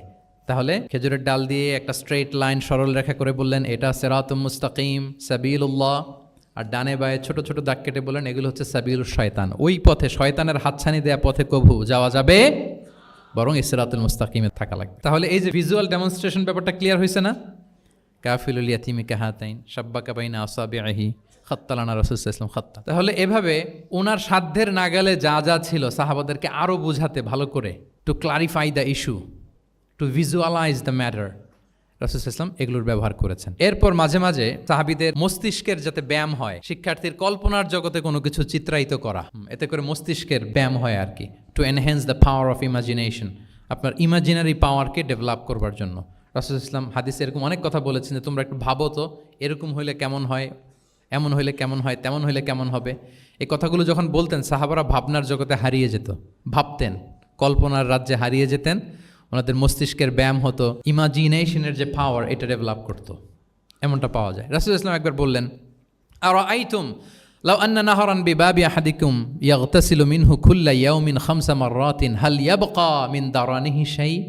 আচ্ছা বলো তো, তোমরা একটু ভাবো তো, কল্পনার রাজ্যে হারিয়ে যাও, ভেবে দেখো তো, ধরো যে তোমার বাড়ির সামনে একটা ঝর্ণাধারা আছে বা একটা চমৎকার লেক আছে যেখানে স্বচ্ছ স্ফটিক পানি, তুমি যদি প্রতিদিন ওই ঝর্ণায় যে বা ওই লেকে নেমে 5 বার গোসল করো, তোমার গায়ে কোনো ময়লা থাকবে? আর সাহাবারা কল্পনা করে বলে না, মনে মনে ভাবতেছে যে গোসল করতেছে, 5 বার গোসল করার পরে আর আমার গায়ে দুর্গন্ধ, ঘামের গন্ধ থাকবে কি করে? না, কোনো ময়লা থাকবে না। সাহাবারা বলল লা ইয়া রাসূলুল্লাহ লা ইয়াবকা মিন দারানিহি শাই। রাসূল ইসলাম তখন বলেন ফাকাযালিকা মাসালুস সালাওয়াতিল খামস, এটা হচ্ছে 5 ওয়াক্ত সালাতের দৃষ্টান্তের মতো, ইয়ামহুল্লাহু বিহিন্নাল খাতায়া। কারো ঘরের সামনে যদি একটা স্বচ্ছ লেক থাকে, পানির ফোয়ারা, সে যদি 5 বার গোসল করে তার গায়ে যেমনি কোনো দুর্গন্ধ, ময়লা, আবর্জনা কিছু থাকে না, কেউ যখন 5 ওয়াক্ত সালাত আদায় করে তখন এই সালাতও তার সব গুনাহগুলোকে ধুয়ে মুছে এরকম পাক পবিত্র সাফ করে দেয়। সুবহানাল্লাহ, বুঝে গেলেন যে সালাওয়াতুল খামস কিভাবে আমাদের পাপ মুছে ক্লিনজিং করে, এটা সাহাবারা ইজিলি বুঝে গেলেন। তাহলে ভেবে দেখো তো, চিন্তা করো তো, এটা বলে বেসিকলি দ্য পাওয়ার অফ ইমাজিনেশনকে রাসূলুল্লাহ ইসলাম ইনহ্যান্স করার চেষ্টা করলেন। এভাবেও সাহাবাদেরকে তিনি মাঝে মাঝে বুঝাতেন। রাসূলুল্লাহ ইসলাম মাঝে মাঝে দেখা যায় যে সহজ করে বুঝাতে যে রূপক অর্থবোধক শব্দের প্রয়োগ করতেন, মাজাজ বা ইস্তেআরা। তো মাজাজ বা ইস্তেআরা মানে হচ্ছে ম্যাটাফোর। কোনো জিনিসকে আরো সহজ করে বোধগম্যময় করতে রাসূলুল্লাহ ইসলাম এই ম্যাটাফোরকে ইউজ করতেন। যেমন রাসূলুল্লাহ ইসলাম নারীদের প্রতি সদয় হওয়ার জন্য পুরুষদেরকে তিনি বলেছেন রিফকান বিল কাওয়ারির, অর্থাৎ কাঁচগুলোর সাথে ভালো আচরণ করো, মানে কাঁচগুলোকে দেখে রেখো। কাচের পাত্র দিয়ে তিনি নারীদেরকে, স্ত্রীদেরকে বুঝিয়েছেন রিফকান বিল কাওয়ারির। আচ্ছা বলেন তো, কাচের গ্লাস, প্লেট, তৈজসপত্র এক বাড়ি থেকে যদি আরেক বাড়িতে, লেটসে আপনি বাসা শিফট করবেন, আপনার কাছে অনেক কাচের তৈরি গ্লাস, প্লেট, তৈজসপত্র আছে। চট্টগ্রামের এই থানা থেকে ওই থানায় আপনি বাসা চেঞ্জ করবেন, এগুলো নেওয়ার সময় আপনারা কি করেন বলেন? র্যাপিং করে, এক্সট্রা প্রিকশন নিয়ে খুব সাবধানে এটাকে ধরতে হয়, রাখতে হয়, সেট করতে হয়, নামাতে হয়, ঠিক কিনা বলেন? এটা বোঝাতে যে নারীদের সাথে কোমল আচরণ করো, সদয় আচরণ করো, এটা বোঝাতে যে রাসূলুল্লাহ ইসলাম বলেছেন রিফকান বিল কাওয়ারির। একবার স্ত্রীরা, আমাদের আম্মা জানেরা রাসূলুল্লাহ ইসলামের সাথে সফরে যাচ্ছেন, খুব সম্ভবত হজের সফরে। তো ওনারা যখন পালকিতে চড়বেন, ওখান থেকে হাওদাজে উঠাবেন, খুব দ্রুত তাড়াহুড়ো করে কিছু লোকজন ওই পালকি উঠাচ্ছিল। তখন রাসূলুল্লাহ ইসলাম বললেন, ওয়াই হাক ইয়া আনজাসা সাউকাকা রিফকান বিল কাওয়ারির, খুব সাবধানে নিয়ে যাও, কাজগুলোকে একটু দেখে শুনে নাও, কাচের বোতলগুলো, গ্লাসগুলো দেখে শুনে নাও, মানে স্ত্রীদেরকে একটু দেখে শুনে যত্নের সাথে নিয়ে নাও। তাহলে নারীদেরকে কিসের সাথে তুলনা করেছেন? কাচের গ্লাস, কাচের তৈজসপত্র, কাচের সামগ্রী, যাতে বুঝতে সুবিধা হয়। কাচের গ্লাস তোমরা যেমনি ধরো, রাখো, ডিল করো, নারীদের সাথেও এভাবে কি কোমল আচরণ করতে হবে। আচ্ছা, আমি শুরুতেই বলেছিলাম যে রাসূলুল্লাহ ইসলামের সাহাবীদেরকে কিছু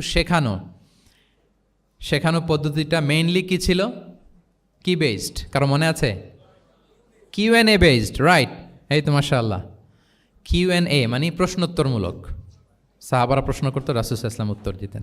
কারণ কোরআনেও আমাদেরকে উৎসাহিত করা হয়েছে, ফাসআলু আহলা যিকরি ইন কুনতুম লা তা'লামুন, যদি না জানো তাহলে আহলু যিকির বা আহলুল ইলমকে জিজ্ঞেস করে জেনে নাও। এবং রাসূলুল্লাহ সাল্লাল্লাহু আলাইহি ওয়াসাল্লাম বলেছেন, ফাইন্নামা শিফাউল আইয়ি আস-সুআলু, অজ্ঞতার চিকিৎসা হচ্ছে প্রশ্ন করা। আপনি জানেন না তো আপনার কাজ কি করবেন? প্রশ্ন করবেন। আপনার টিচারকে প্রশ্ন করবেন, আপনার শায়েখকে কোশ্চেন করবেন, রিসার্চারকে আপনি বারবার কোশ্চেন করতে হবে। প্রশ্ন মানে তাকে জর্জরিত করতে, যত কোশ্চেন করবেন তত আপনি শিখতে পারবেন, যত কোশ্চেন করবেন তত আপনি শিখতে পারবেন। রাসূলুল্লাহ সাল্লাল্লাহু আলাইহি ওয়াসাল্লাম এই পদ্ধতিটা সবচেয়ে বেশি অবলম্বন করতেন। কিছু নমুনা তো আমরা ইতিমধ্যে দেখেছি। আমরা আরও ভিতরে ঢুকি। রাসূলুল্লাহ সাল্লাল্লাহু আলাইহি ওয়াসাল্লাম মাঝে মাঝে সাহাবাদেরকে প্রশ্ন করতেন, drawing attention of the listener by throwing question. প্রশ্ন ছুড়ে দেওয়ার মাধ্যমে ওনাদের মনোযোগ আছে না নাই এটা দেখতেন। এই যে মাঝে মাঝে আমি আপনাদেরকে জিজ্ঞেস করলে দেখা যায় যে আমি বুঝতে পারি যে আপনারা আমার সাথে আছেন না নাই। আপনাদের মনোযোগ আছে তো? আচ্ছা, ঠিক আছে, প্রশ্ন করবো একটু পরে। পুরো আলোচনা শেষে দিয়ে একটা প্রশ্ন করবো, দেখি কে কতটুকু মনে রাখতে পারলেন। তো রাসূলুল্লাহ সাল্লাল্লাহু আলাইহি ওয়াসাল্লাম একবার প্রশ্ন করলেন সাহাবাদেরকে, তাদের অ্যাটেনশন যাতে গ্রো করে। তিনি বললেন যে ইন্না মিনা শাজারি শাজারাতান লা ইয়াসকুতু ওয়ারাকুহা মাসালুহা ইন্নাহা মাসালুল মুসলিম হাদ্দিসুনি মা হিয়া। তিনি সাহাবাদেরকে বললেন, সাহাবারা, এক ধরনের গাছ আছে যেই গাছের পাতা কখনো ঝরে না। কি কখনো ঝরে না? আচ্ছা, এর দৃষ্টান্ত হচ্ছে মুসলিমের দৃষ্টান্তের মতো। হাদ্দিসুনি মা হিয়া, বলো তো এটা কোন গাছ? যখন বলছে কোন গাছ, সাহাবারা চলে গেছে অনেক দূরে। সহজ হলে তো আর জিজ্ঞেস করবে না, নিশ্চয়ই আনকমন কোনো গাছ। এবার ভাবতেছে, দেখি তো খাইবারে গেছিলাম, খাইবারের আশেপাশে কি গাছ আছে। ওই যে তাবুকে ঘুরে আসলাম, তাবুকের পথিমধ্যে ক্যাকটাস, গুলমলতা, আরবের কি কি গাছ। ঘুরতে ঘুরতে সবাই দেখেছে না ওগুলোর তো পাতা ঝরে। খুঁজতে খুঁজতে সারা দুনিয়া খুঁজে ফেলতেছে সাহাবারা, কিন্তু ওনাদের নিজেদের জাতীয় গাছ যেটা, ঘরের পিছনে যে গাছের সারি সারি, যেই গাছের ফল খেয়ে ওনারা জীবন ধারণ করেন, যেটা ওনাদের সমাজ, রীতি, ঐতিহ্য, ট্র্যাডিশনের সাথে জড়িত, ওই গাছের নামে ভুলে গেছে, ওইটা মনে করতে পারতেছে। সবাই দূরে চলে গেছে। হাদিসে এসেছে ফাওয়াকা আন্না সুফি শাজারিল বাওয়াদি, দূর দূরান্তের গাছ নিয়ে ভাবতেছে, ভেবে ভেবে হয়রান, কেউ বলতে পারে না। তখন বাধ্য হয়ে রাসূলুল্লাহ সাল্লাল্লাহু আলাইহি ওয়াসাল্লাম বলল, ইয়া রাসূলুল্লাহ, আপনি একটু আমাদেরকে বলে দেন যে ইয়া রাসূলুল্লাহ হাদ্দিস না মাহিয়া, এটা কোন গাছ? তখন রাসূলুল্লাহ সাল্লাল্লাহু আলাইহি ওয়াসাল্লাম বললেন, ইন্নাহা আন-নাখলা, খেজুর গাছ। খেজুর গাছের পাতা পড়ে না, ডাল টেনেও ছিঁড়া যায় না, খুব কষ্ট। তো এটার দৃষ্টান্ত মুসলিমের দৃষ্টান্তের ন্যায়। তাহলে কোনো সাহাবারা পারলেন না।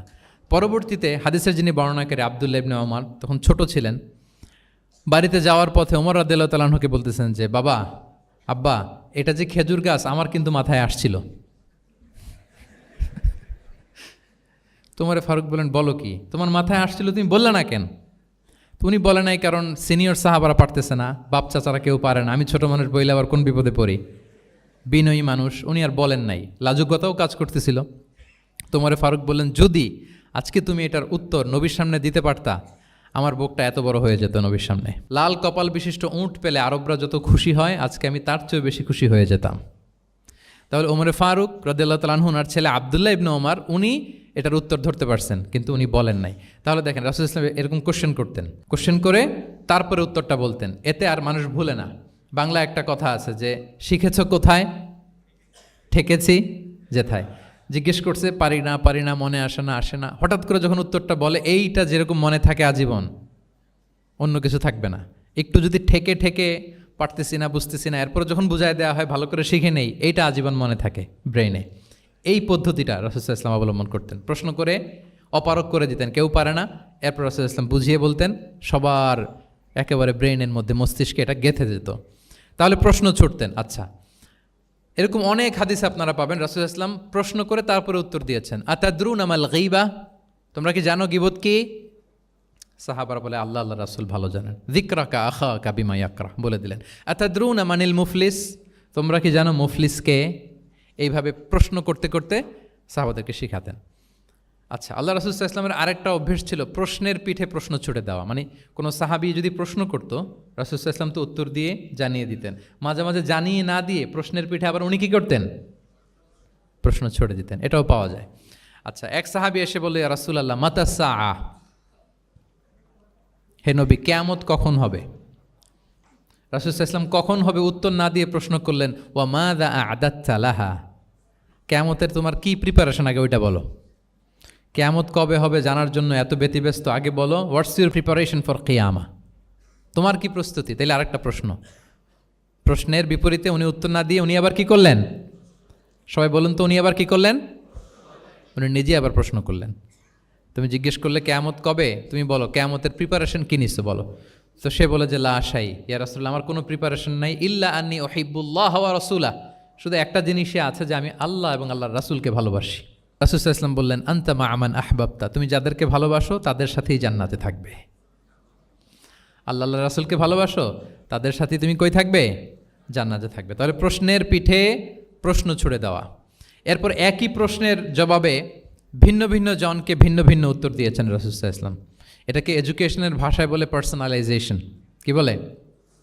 মানে যার যেটা লাগবে। শিক্ষক ভালো বুঝে, কয়েকটা ক্লাস নিলে উনি বুঝে ফেলে যে কার রিসিভিং ক্যাপাসিটি কতদূর, কার কোনটাতে ঘাটতি, কার কোনটাতে সমস্যা। একজন আদর্শ শিক্ষক, একজন চৌকস শিক্ষক, তিনি খুব সহজে এটা ধরে ফেলেন।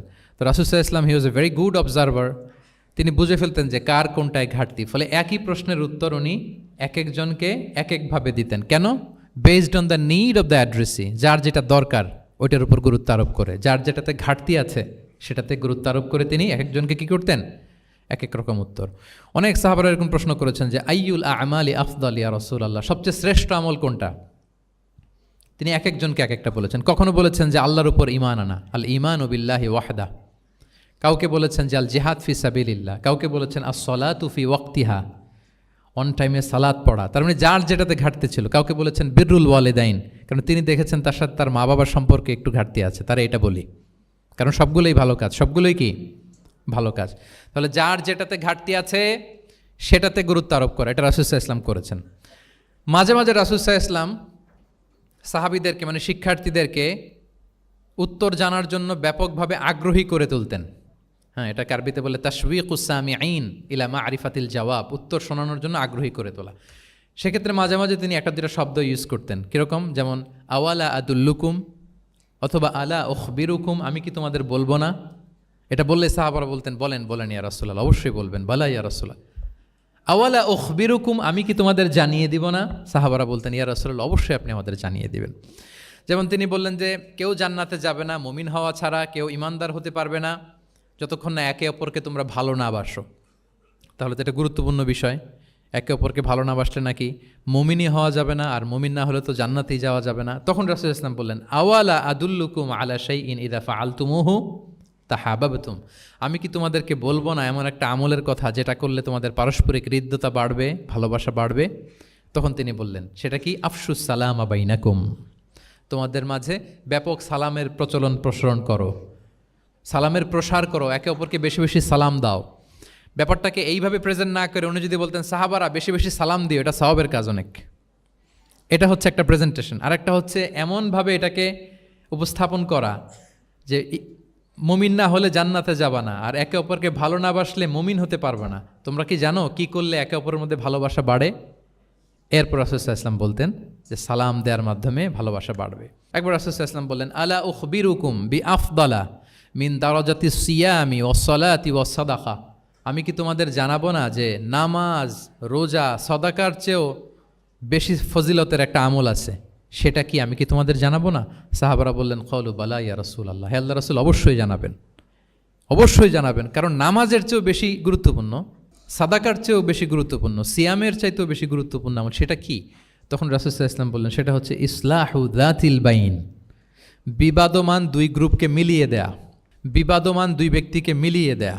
এটা নফল নামাজ, নফল সাদাকা, নফল রোজার চেয়েও বেশি কি ফজিলতপূর্ণ, বেশি গুরুত্বপূর্ণ। আমরা তো মনে করি শুধু নামাজ পড়লেই বোধহয় আমি অনেক সওয়াব পেলাম, রোজা রাখলেই সওয়াব পেলাম, শুধু জিকির করলে, সাদাকা করলেই সওয়াব পেলাম। কিন্তু রাসূল সাল্লাল্লাহু আলাইহি ওয়াসাল্লাম বলেন যে দুইজনের মধ্যে একটু মনোমালিন্য তুমি মিলিয়ে দাও, এটা এর চেয়েও বেশি সওয়াবের। আল্লাহু আকবার। দুই গোষ্ঠীর মধ্যে দীর্ঘদিনের ঝগড়া মিলিয়ে দাও, এটা এর চেয়েও বেশি সওয়াবপূর্ণ। রাসূল সাল্লাল্লাহু আলাইহি ওয়াসাল্লাম মক্কা থেকে মদিনায় যেয়ে কি করেছেন? আউস এবং খাজরাজের দীর্ঘদিনের যুদ্ধ 1 ঘন্টার মধ্যে কি settle down. He was a very good mediator and arbitrator, চমৎকার মধ্যস্থতা করতে জানতেন তিনি। তাহলে এইভাবে উত্তর জানার জন্য শিক্ষার্থীদেরকে আগ্রহী করে তুলতেন। আচ্ছা, আরেকটা পদ্ধতি ছিল অবজারভেশন অ্যান্ড কারেকশন। রাসূল সাল্লাল্লাহু আলাইহি ওয়াসাল্লাম, আমি আলোচনার শুরুতেই বলেছি, হি was a very good observer, চমৎকার পর্যবেক্ষণ করতেন এবং সংশোধন দিতেন। কে কি করছেন এটা খেয়াল রাখতেন, মানে চোখ কান খোলা রাখতেন। বাংলা আমরা কি বলি? চোখ কান খোলা রাখা। মসজিদে নববীতে এরকম ভুরি ভুরি পাবেন যে রাসূল সাল্লাল্লাহু আলাইহি ওয়াসাল্লাম কে কি করতেছে অবজার্ভ করতেছে, ওইটার উপর বেস করে তাকে নাসিহা করতেছে।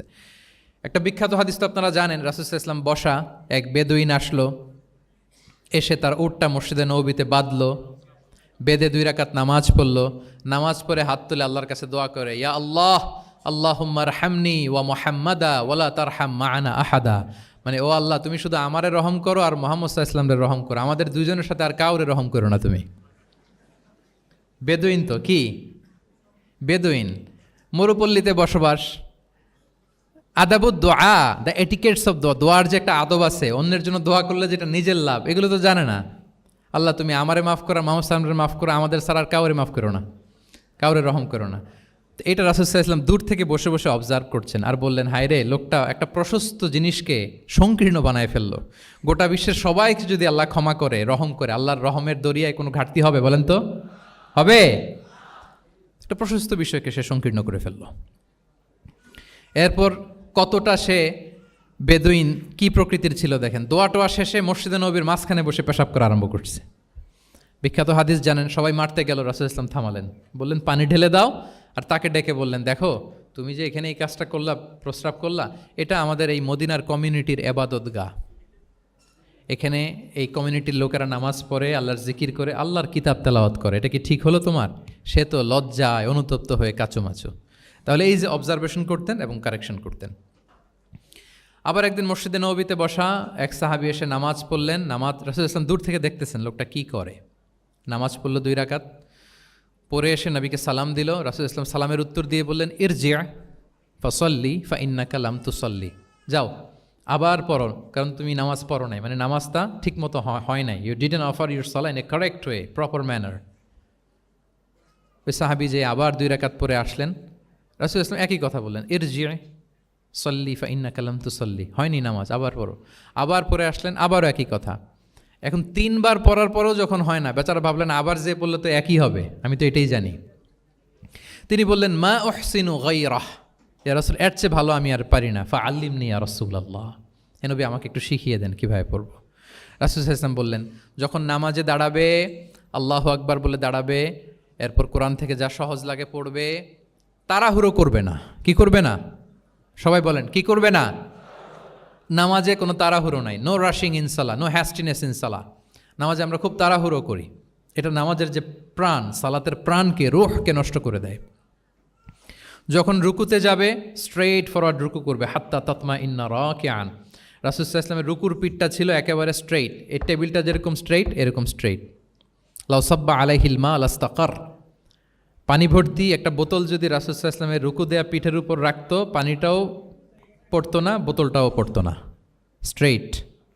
এরকম উদাহরণ দিয়ে সাহাবারা বলতেন যে এত স্ট্রেইট রুকুর পিঠ যে পানি ভর্তি গ্লাস রাখলে পানিটাও কাঁপবে না, বোতলটাও পড়বে না। রাসূল সাল্লাল্লাহু আলাইহি ওয়াসাল্লাম বলতেন সবচেয়ে বড় চোর যারা নামাজে চুরি করে। সাহাবারা বললেন এটা আবার কিভাবে? তিনি বললেন লা ইউতিম্মু রুকুআহু ওয়া সুজুদাহ।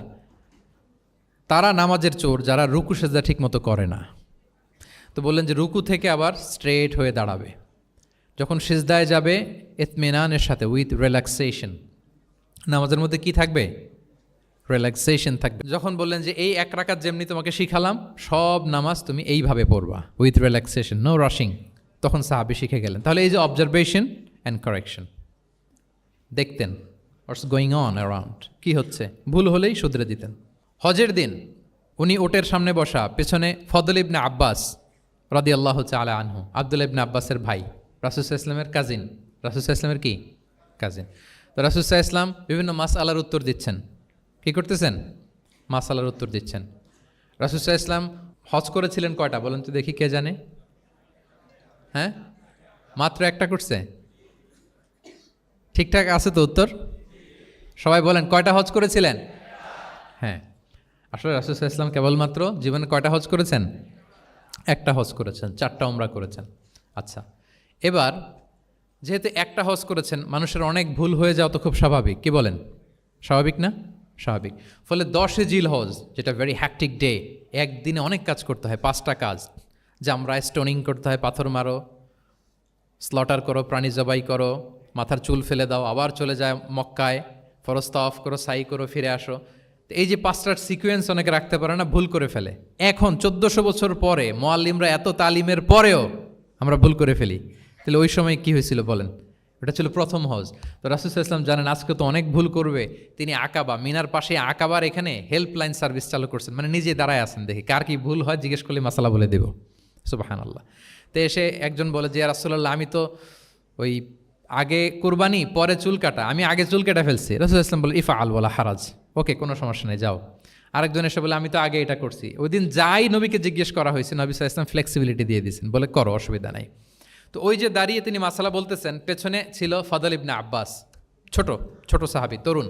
তো খাসাআম গোত্রের এক নারী আসছিল একটা মাসালা জিজ্ঞেস করতে, and she was a very beautiful lady, বেশ সুন্দরী ছিল। তো এসে রাসূল সাল্লাল্লাহু আলাইহি ওয়াসাল্লামকে যখন প্রশ্ন করতেছে, ফদল ইবনে আব্বাসের নারীর দিকে তাকায় আছে, এবং ওই নারীও ফদল ইবনে আব্বাসের দিকে তাকায় আছে। রাসূল সাল্লাল্লাহু আলাইহি ওয়াসাল্লাম উত্তরও দিচ্ছেন, আবার খেয়াল করতেছেন যে চোখাচোখি হয়ে যাচ্ছে। যখনই তিনি অবজার্ভ করলেন যে ফদল ইজ ক্রসিং দ্য লিমিট, একবার চোখ পড়তে পারে তারপর তো নামিয়ে ফেলতে হবে, সে যখন তাকিয়ে আছে, নারীও তাকিয়ে আছে, তখন রাসূল সাল্লাল্লাহু আলাইহি ওয়াসাল্লাম কী করলেন? ওয়াজআলান নবী সাল্লাল্লাহু আলাইহি ওয়াসাল্লাম ইয়াসরিফু ওয়াজহাল ফদলি ইলা শিক্কিল আখার, সাথে সাথে ফদলকে বললেন, ফদল ওইদিকে না, এইদিকে তাকাও। এটা সরাসরি হাদিসের অনুবাদ করে শোনাচ্ছি, আমার পক্ষ থেকে না, এবং বুখারীর হাদিস। ফাজআলা ইয়াসরিফু ওয়াজহাল ফদলি, ফদল ইবনে আব্বাসের চেহারাটা রাসূল সাল্লাল্লাহু আলাইহি ওয়াসাল্লাম ঘুরিয়ে ফেললেন যে ফদল ওইদিকে তাকানো যাবে না, এদিকে তাকাও। ফদল রাদিয়াল্লাহু তাআলা আনহু নিজেকে সামলে নিলেন। এই যে this is the point, observation. এটা কি বলে? Observation and correction. রাসূল ইসলাম he was a very good observer, what's going on around, কী চলতেছে সব দিকে চোখ কান খোলা। বাংলায় কি বলে? বাংলায় বললে বুঝবেন ভালো, চোখ কান খোলা রাখতে হবে। তো রাসূল ইসলাম খেয়াল করলেন এবং ওনার চেহারা ঘুরিয়ে দিলেন। এভাবে তিনি কেউ ভুল করলে শুধরে দিতেন। এবং শুধরে দেওয়ার আরেকটা নিয়ম রাসূল ইসলাম, আল্লাহু আকবার, অনেক পয়েন্টস এখানে, যে কিভাবে তিনি অন্যের ভুল শুধরাতেন। কিভাবে ভুল শুধরাতেন? আমরা কিভাবে ভুল শুধরাই? বাংলাদেশের যে টেন্ডেন্সি, কেউ ভুল করলে আর মাইক্রোফোন যদি পাই যে মাহফিলে, এইবার তো পাইছি ওই বেটারে, ও কাফের, ওর দাদা কাফের, ওর 14 গোষ্ঠী কাফের, ও মারা যাওয়ার পরে যেখানে কবর দিবে ওই কবরের উপর যে ঘাস উঠবে, ওই ঘাস যে গরু খাবে, ওই গরুর দুধ যে খাবে ও কাফের। আমি জাস্ট সিনারিওটা আপনাদের সাথে শেয়ার করি যে নিয়ম হচ্ছে কি। লেটসে আমার একজন কো স্পিকার কোনো কিছু একটা ভুল করে ফেলছে, তার জানা নাও থাকতে পারে, আবার আমারও একটা জিনিস জানা নাও থাকতে পারে। কেউ ভুল করলে শুধরানোর নিয়ম হচ্ছে সে যে ভুলটা করলো এটা যে ভুল এটা জানানো, যে অনেকে এরকম এরকম বলে, আসলে এটা ঠিক না, বরং ঠিক হচ্ছে এটা এবং এর পক্ষে দলিল হচ্ছে এটা, জাস্ট এটা বলে দেওয়া। এটা যদি বলে দেয় তাহলে কি হবে, যখন ওই যে ভুল করছে সে যখন শুনবে, তার নাম তো আর বলা হয় নাই, সে তো বুঝে যাবে এটা তো আমি ভুলটা করছি, ফলে আমি শুধরে গেলাম, ওই লোক শুধরে যাবে। আর বাকি যারা লিসেনার শ্রোতা তারা সবাই সতর্ক হয়ে যাবে। তাইলে যেটা উদ্দেশ্য ছিল কাউকে শুধরানো, ওটা হয়ে গেছে না? কারো নাম নেওয়া প্রয়োজন হয়েছে? বলেন তো। রাসূল সাল্লাল্লাহু আলাইহি ওয়াসাল্লাম যখন কাউকে কারেক্ট করতেন তখন কখনো কারো নাম ধরে শুধরাতেন না, কারেক্ট করতেন না। আল্লাহু আকবার। নাম ধরে শুধরাতেন না, পাছে না সে লজ্জা পেয়ে যায়, পাছে না সে বিব্রত হয় মানুষের সামনে। সুবহানাল্লাহ। অন্যের রাইটস, অন্যের ব্যক্তিত্বের ব্যাপারে কতটা মর্যাদাশীল ছিলেন। কারণ কারো নাম ধরে তো আমার শুধরানোর দরকার নেই, এটা যে ভুল সোসাইটিকে এটা জানালেই হবে। তাহলে যে ভুল করছে সে শুধরে গেল, বাকিরা সতর্ক হয়ে গেল, ঠিক না? আচ্ছা, 3 সাহাবী মিলে একবার ভাবলো রাসূল সাল্লাল্লাহু আলাইহি ওয়াসাল্লাম বাড়িতে কি কি আমল করে, আমরা একটু আম্মাজানদের জিজ্ঞেস করি, তাহলে আমরাও আমাদের আমল টামল একটু বাড়াবো। যে জিজ্ঞেস করলো যে আম্মাজানারা একটু বলেন তো উনি বাসায় কি কি ইবাদত করে, কতটুকু কোরআন পড়ে, তাহাজ্জুদ কেমনে পড়ে। আম্মাজানরা বর্ণনা দিলেন। বর্ণনা শোনার পরে কান্নাহুম তাকাল্লুহা, ওনাদের কাছে একটু কম মনে হইলো, মানে অনেক এক্সপেকটেশন নিয়ে আসছিল। তারা ভাবছিল মানে রাতে ঘুমাই না, সারা রাত তাহাজ্জুদ আর কান্নাকাটি করে রাসূল ইসলাম কাটায় দেয়, তাদের এরকম একটা ধারণা ছিল। কিন্তু এসে শুনে যে না, আসার পরে নাকি ঘুমোতে যায়, অনেকক্ষণ ঘুমিয়ে সেই মাঝরাতে নাকি ওঠে। যা যা বর্ণনা শুনলো কান্নাহুম তাকাল্লুহা, এদের কাছে একটু কম মনে হলো। তো একজন বলতেছে আরে কম না, আইনা নাহনু মিন রাসূলিল্লাহ, কোথায় আল্লাহ রাসূল আর কোথায় আমরা। গফির লাহু মা তাকাদ্দামা মিন যামবিহি ওয়া মা তাআখার, ওনার তো আগের পরের সব গুনাহই মাফ। আদতে তো গুনাহই নাই, নবীরা তো মাসুম। তো ওনার সাথে কি আমাদের তুলনা, আমাদের এত কম করলে হবে না, তো কি করতে হবে? একজন বলে যে আজকে থেকে আমি আর ঘুমাবোই না সারা রাত, সারা রাত তাহাজ্জুদ পড়বো। আচ্ছা, আরেকজন বলে আমি আর না খেয়ে মানে রোজা ছাড়া থাকবো না, আমি সাওমে ভিসাল করব, সারা বছর রোজা রাখবো, যা করে আল্লাহ, রোজা থামাবো না, আমি রেগুলার রোজা রেখেই যাব। আচ্ছা, আরেকজন বলে আমি আর আমার স্ত্রীদের কাছেই যাব না, আমি সন্ন্যাসী জীবন নিয়ে নিলাম, আমি সন্ন্যাসী থাকবো, স্ত্রীদের সাথে মেলামেশাতে এই আমি যাব না, আমি এটা থেকে বিরত থাকবো। এই কথা যখন রাসূল সাল্লাল্লাহু আলাইহি ওয়াসাল্লামের কানে গেল, রাসূল সাল্লাল্লাহু আলাইহি ওয়াসাল্লাম রেগে গেলেন। রেগে গিয়ে সাহাবীদেরকে জড়ো করলেন। জড়ো করে তিনি বলতে আরম্ভ করলেন, আনতুমুল্লাযীনা কুলতুম কাযা ওয়া কাযা, আচ্ছা তোমাদের মধ্যে কে কে নাকি এরকম এরকম বলছে। সুবহানাল্লাহ। তিনি বলতে পারতেন এই আব্দুল্লাহ স্ট্যান্ড আপ, দাঁড়াও, আব্দুর রহিম দাঁড়াও, এই আব্দুস সাত্তার তুমি নাকি বলছো যে সারা রাত, এটা একটা কথা বললা তুমি, তুমি নাকি বলছো যে সারা বছর রোজা, এটা তুমি কি কথা বলতো, ভুল কাজ করছো, এটাও জানো না তুমি, তুমি নাকি বলছো স্ত্রীদের সাথে মিশবা না। এরকম যদি Abdullah, Abdur Rahman, just for example, এইভাবে দাঁড় করিয়ে যদি নাম ধরে ধরে বলতেন, ওনারা সাহাবীদের সামনে লজ্জিত হতেন না? না। আনতুমুল্লাযীনা কুলতুম কাযা ওয়া কাযা, এটাই রাসূল সাল্লাল্লাহু আলাইহি ওয়াসাল্লামের কাউকে কারেক্ট করার, তাসহিহ করার অভ্যেস ছিল। মা বালু আকওয়ামিন ইয়াকুলুনা কাযা ওয়া কাযা, মাঝে মাঝে বলতেন মা বালু আকওয়ামিন ইয়াফআলুনা কাযা ওয়া কাযা, তোমাদের মধ্যে কেউ কেউ নাকি এমনটা এমনটা বলে, তোমাদের মধ্যে কেউ কেউ নাকি এমনটা এমনটা করে। কই আমি তো রাতে ঘুমাই আবার সালাত পড়ি, কই আমি তো রোজা রাখি সোম বৃহস্পতি, বাকি দিনগুলোতে খাই, কই আমি তো আমার স্ত্রীদের সাথে মেলামেশা করি, এই সব কিছুকে ব্যালেন্স করেও তো আমার নবুয়তির তো আমার কোনো সমস্যা হয় নাই, আল্লাহ ভীরু হতে তো সমস্যা হয় নাই। ওয়াল্লাহি ইন্নী লা আখশাকুম লিল্লাহি ওয়া আতকাকুম লাহ, আল্লাহর শপথ আমি তোমাদের চাইতে আল্লাহকে বেশি ভয় করি, আমি তোমাদের চাইতে বেশি মুত্তাকি। তারপরেও এরকম ব্যালেন্সড লাইফ লিড করাতে আমার তো কোনো সমস্যা হয় নাই, তোমাদের কেন সমস্যা হলো, তোমরা এটা কোথায় পেলে? ফামান রাগিবা আন সুন্নতি ফালাইসা মিন্নি, জেনে রাখো আমি যে স্ট্যান্ডার্ড ঠিক করে দিয়েছি এটাই সর্বশ্রেষ্ঠ ইবাদত, এর বাইরে যে কেউ যদি কিছু করে আমার সুন্নতের বাইরে, সে আমার দলভুক্ত হতে পারবে। সুবহান। এরকম যখন ধমক দিয়ে শাসিয়ে দিলেন, যেই 3 জন সাহাবী এই কথা বলছিল ওনারা তো শুধরে গেলেন, ওনারা তো টের পাচ্ছেন যে এগুলো আমাদের কি বলতেছে, ওনারা টের পাচ্ছেন না, শুধরে গেলেন, আর বাকিরা সতর্ক হয়ে গেলেন। আল্লাহু আকবার। সো এটা হচ্ছে কারেক্ট করার নিয়ম। এখন আমরা কি করি, কেউ একটা ভুল করলে তখন তাকে ধরি, তার 14 পুরুষ নিয়ে কথা বলি, তার ব্যাপারে যদি আমার কোনো তিক্ত অভিজ্ঞতা থাকে, ঝাল মেটানোর একটা সুযোগ পেলাম, আমি ঝাল মেটাই, তাকে ছোট করি, হেয় করি, হেন কোনো কথা নাই যে আমি বলি না। একটাও কি রাসূল সাল্লাল্লাহু আলাইহি ওয়াসাল্লামের সুন্নাহর মধ্যে পড়ে? বলেন তো না। তাহলে মন গড়া পদ্ধতিতে আমরা কাউকে সংশোধন করতে চাচ্ছি না। আর এইভাবে করলে সংশোধন হবেও না। সে মানবিক কারণেই তার ইগোইস্টিক প্রবলেম চলে আসবে যে সে আমাকে ছোট করলো, আমার নাম ধরে সে এত মানুষের সামনে অপমান করলো, সে হয়তো শুধরানোর যে রাস্তাটা ছিল ওইটাও বন্ধ হয়ে গেল। ঠিক কিনা বলেন? তাহলে রাসূল সাল্লাল্লাহু আলাইহি ওয়াসাল্লাম এইভাবে শুধরাতেন। আর তামিম ফি তাসওয়িবিল আখতা, কারো ভুল শুধরাতে গেলে ইন জেনারেলি শুধরাতেন। যাদের শুধরানোর তারা শুধরে যেত, বাকিরা সতর্ক হয়ে যেত। আচ্ছা, আরেকটা পদ্ধতি ছিল ক্লিয়ার মিসকনসেপশন। কারো মিসকনসেপশন থাকলে রাসূল সাল্লাল্লাহু আলাইহি ওয়াসাল্লাম এটা ক্লিয়ার করে দিতেন। এক সাহাবী মনে করতেন ভালো জামা পরলে বুঝি অহংকার হয়। তিনি খুব সুন্দর ছিলেন দেখতে, খুব ভালো পোশাক পরিচ্ছদ পরতে পছন্দ করতেন। তিনি একবার বললেন, ইয়া রাসূলুল্লাহ, ভালো পোশাক পরলে কি অহংকার হয়? রাসূল সাল্লাল্লাহু আলাইহি ওয়াসাল্লাম বললেন, না। ইয়া রাসূলুল্লাহ, আমি ভালো জুতা পরতে পছন্দ করি, এটা কি অহংকার হয়? না, এটা অহংকার হয় না। আমি মানুষকে খুব খাওয়াতে পছন্দ করি এবং আমি চাই আমার চেয়ে যেন কেউ এটা এই কাজে আগাতে না পারে, আমিই খাওয়াবো, এটা কি অহংকার? রাসূল ইসলাম বললেন, না, এটা অহংকার না। অহংকার হচ্ছে আল কিবরু বাতারুল হাক্কি ওয়া গামতুন নাস। অহংকার হচ্ছে সত্যকে প্রত্যাখ্যান করা আর মানুষকে তুচ্ছ-তাচ্ছিল্য করা। সুবহানাল্লাহ। তাহলে এই যে মিসকনসেপশন, সে ভাবছে ভালো পোশাক পরলে এটা অহংকার হয়ে যায়, ভালো জামা পরলে অহংকার হয়ে যায়, এগুলোতে অহংকার হয় না, বরং অহংকার হয় সত্যকে প্রত্যাখ্যান করলে আর মানুষকে তুচ্ছ-তাচ্ছিল্য করলে। তাহলে এই জাতীয় মিসকনসেপশন ইন দ্য সোসাইটি, এটাকে তিনি ক্লিয়ার করে দিতেন। আচ্ছা, রাসূল সাল্লাল্লাহু আলাইহি ওয়াসাল্লাম প্র্যাকটিক্যালি শেখানোর চেষ্টা করতেন। কি করতেন? প্র্যাকটিক্যালি, যেটাকে প্রায়োগিক শিক্ষা, ব্যবহারিক শিক্ষা। অজু করে দেখাতেন, এইভাবে অজু করতে হয়।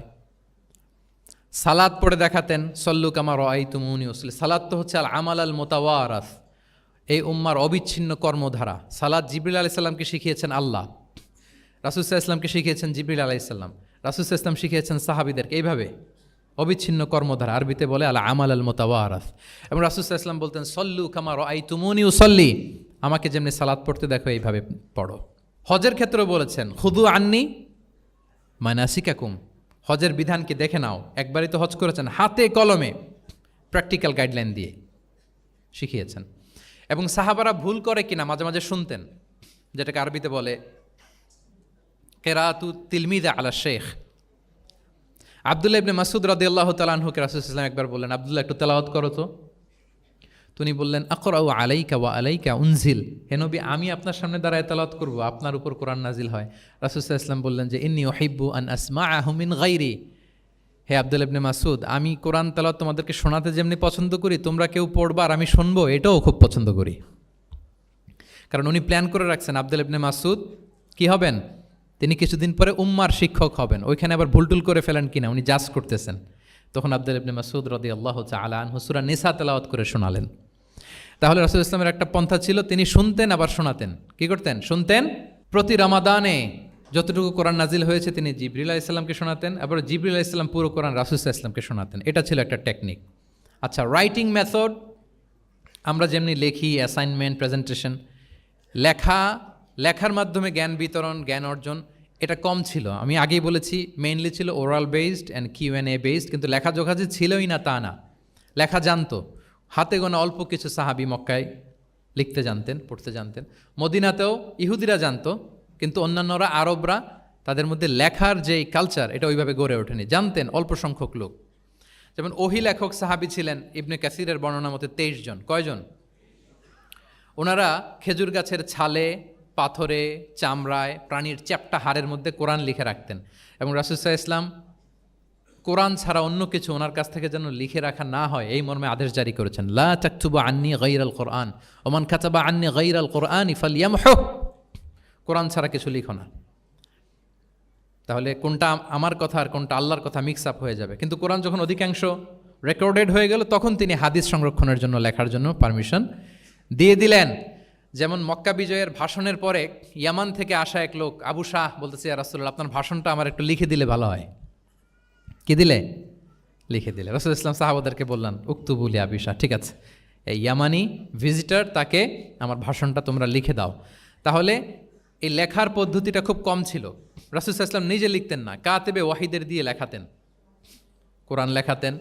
সপ্তম হিজরিতে যখন সুপার পাওয়ারদেরকে চিঠি লিখিয়েছিলেন, কাতেবে ওয়াহিদদেরকে দিয়ে চিঠি লিখিয়েছেন, এটা রাসূল ইসলাম করতেন। আচ্ছা, সফট স্কিল ডেভেলপমেন্টের ব্যাপারে রাসূল ইসলাম উদ্বুদ্ধ করেছেন। লার্নিং ফরেন ল্যাঙ্গুয়েজ, যেটা কমিউনিকেশন স্কিল, ভাষা জানা এটা খুব জরুরি।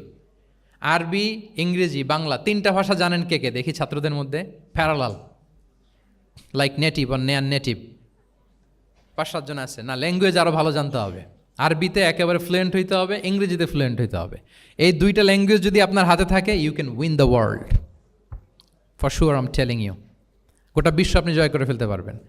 তাহলে আইআইইউসি তো এটার একটা সেন্টার, খুব চমৎকার সুযোগ এখানে আছে আরবিতে মাস্টার হওয়া, ইংরেজিতে মাস্টার হওয়া। তাহলে সফট স্কিল ডেভেলপমেন্টের ব্যাপারে রাসূল সাল্লাল্লাহু আলাইহি ওয়াসাল্লাম উৎসাহিত করেছেন। কিভাবে? ইহুদিরা যখন চিঠি লিখত, কোন ভাষায় লিখত জানেন? হিব্রু ভাষায়, হিব্রু ল্যাঙ্গুয়েজে। এখন এইটা বোঝার জন্য রাসূল সাল্লাল্লাহু আলাইহি ওয়াসাল্লাম এক ইহুদিকে হায়ার করতে হইতো, যে তুমি একটু পরে বলো তো ওরা কি লিখলো। আচ্ছা, এটা লিখছে। এর বিপরীতে রাসূল যখন আবার চিঠি লিখবেন, তখন এক ইহুদিকে ডাকতে হইতো যে আমি বলতেছি আরবিতে, তুমি এটা হিব্রুতে ট্রান্সলেট করে পাঠাও। তো যেহেতু ইহুদিরা বিশ্বাসঘাতকতার অনেকগুলো ইনসিডেন্ট আছে, ট্রেচারি, বিট্রেয়াল ইনসিডেন্ট অনেকগুলো আছে, রাসূল সাল্লাল্লাহু আলাইহি ওয়াসাল্লাম বললেন আমি ইহুদিদেরকে বিশ্বাস করতে পারি না, কারণ একজনটা নিয়ে আসলাম, চিঠি একটা লিখছে একটা, সে অর্থ শোনাইলো আরেকটা। আমি বললাম লিখতে একটা, সে বিশ্বাসঘাতকতা করে লিখে দিল আরেকটা, তাহলে ঝামেলা হয়ে যাবে না? রাসূল সাল্লাল্লাহু আলাইহি ওয়াসাল্লাম তিনি যায়েদ ইবনে সাবিত রাদিয়াল্লাহু তাআলা আনহুকে বললেন যে তুমি এই হিব্রু ল্যাঙ্গুয়েজ শিখবা, শিখে আমার পক্ষ থেকে অন বিহাফ অফ মি তুমি জুইশদেরকে চিঠি লিখবা, ওদের চিঠি আসলে তুমি আমারে পড়ে শোনাবা। ইন্নী লা আমানু আলা ইয়াহুদ ফি কিতাবি, আমি ইহুদিদেরকে বিশ্বাস করি না। রাসূল সাল্লাল্লাহু আলাইহি ওয়াসাল্লাম যখন ওনাকে অ্যাসাইন করলেন এবং দোয়া করলেন, রাসূল সাল্লাল্লাহু আলাইহি ওয়াসাল্লামের দোয়ার বরকতে উনি বলেন যে 15 দিন যেতে না যেতে I became master in Hebrew within 15 days. 15 দিন যেতে না যেতে আমি হিব্রু ভাষায় পণ্ডিত হয়ে গেলাম। এরপর থেকে যত চিঠি ইহুদিদের কাছে লেখা প্রয়োজন হতো, আমি যায়েদ ইবনে সাবিত লিখে দিতাম, এবং হিব্রুতে চিঠি আসলে আমি অনুবাদ করে দিতাম। তাহলে দেখেন রাসূল সাল্লাল্লাহু আলাইহি ওয়াসাল্লাম কিন্তু এই কমিউনিকেশন স্কিল ডেভেলপমেন্ট করার জন্য, যেটাকে সফট স্কিল আমরা বলি, ইন্সপায়ার করেছেন না? তাহলে ল্যাঙ্গুয়েজ শিখবেন আপনারা, কি বলেন? শুধু আরবি ইংরেজি না, পারলে জাপানিজও শিখেন, চাইনিজও শিখেন, অনেক কাজে লাগবে। অ্যাটলিস্ট অ্যারাবিক অ্যান্ড ইংলিশ, ইনশাল্লাহ বলেন। সবাই বলেন নাই? মাশাআল্লাহ, তাবারাকাল্লাহ।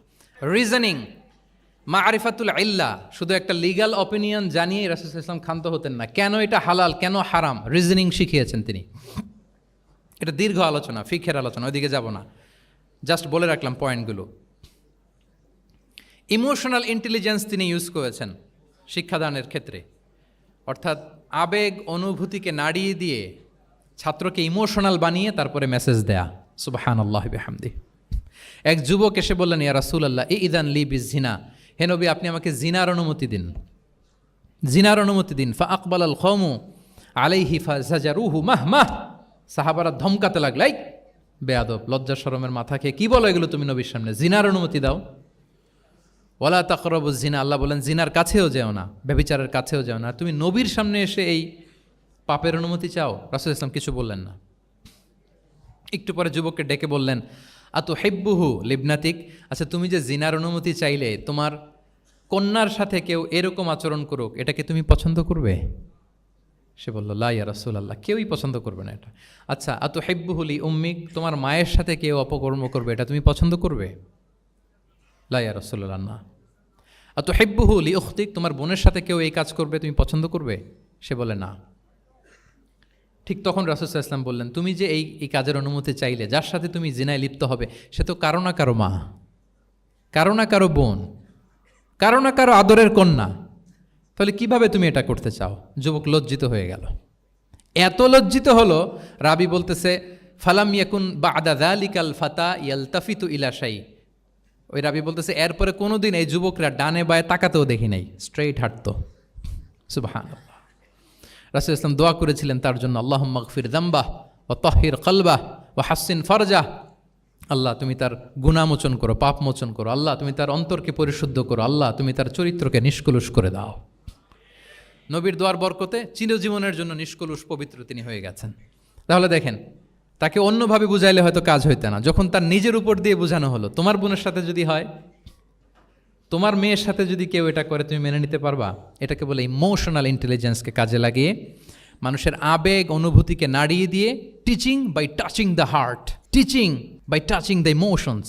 ওরে ইবনে আবি সালামা তিনি বলেন, একবার রাসূল সাল্লাল্লাহু আলাইহি ওয়াসাল্লামের কোলে বসে, ছোটবেলায় কোলে বসার সৌভাগ্য আমার হয়েছিল, এবং আমাদেরকে খাবার দেয়া হলো, তো তিনি ছোট মানুষ, একবার এদিক থেকে খায় ওদিক থেকে খায়। রাসূল সাল্লাল্লাহু আলাইহি ওয়াসাল্লাম বললেন, ইয়া গোলাম, হে শিশু, সাম্মিল্লাহ, বিসমিল্লাহ বলো, ওকুল বিয়ামিনিক, বা হাতে না ডান হাতে খাও।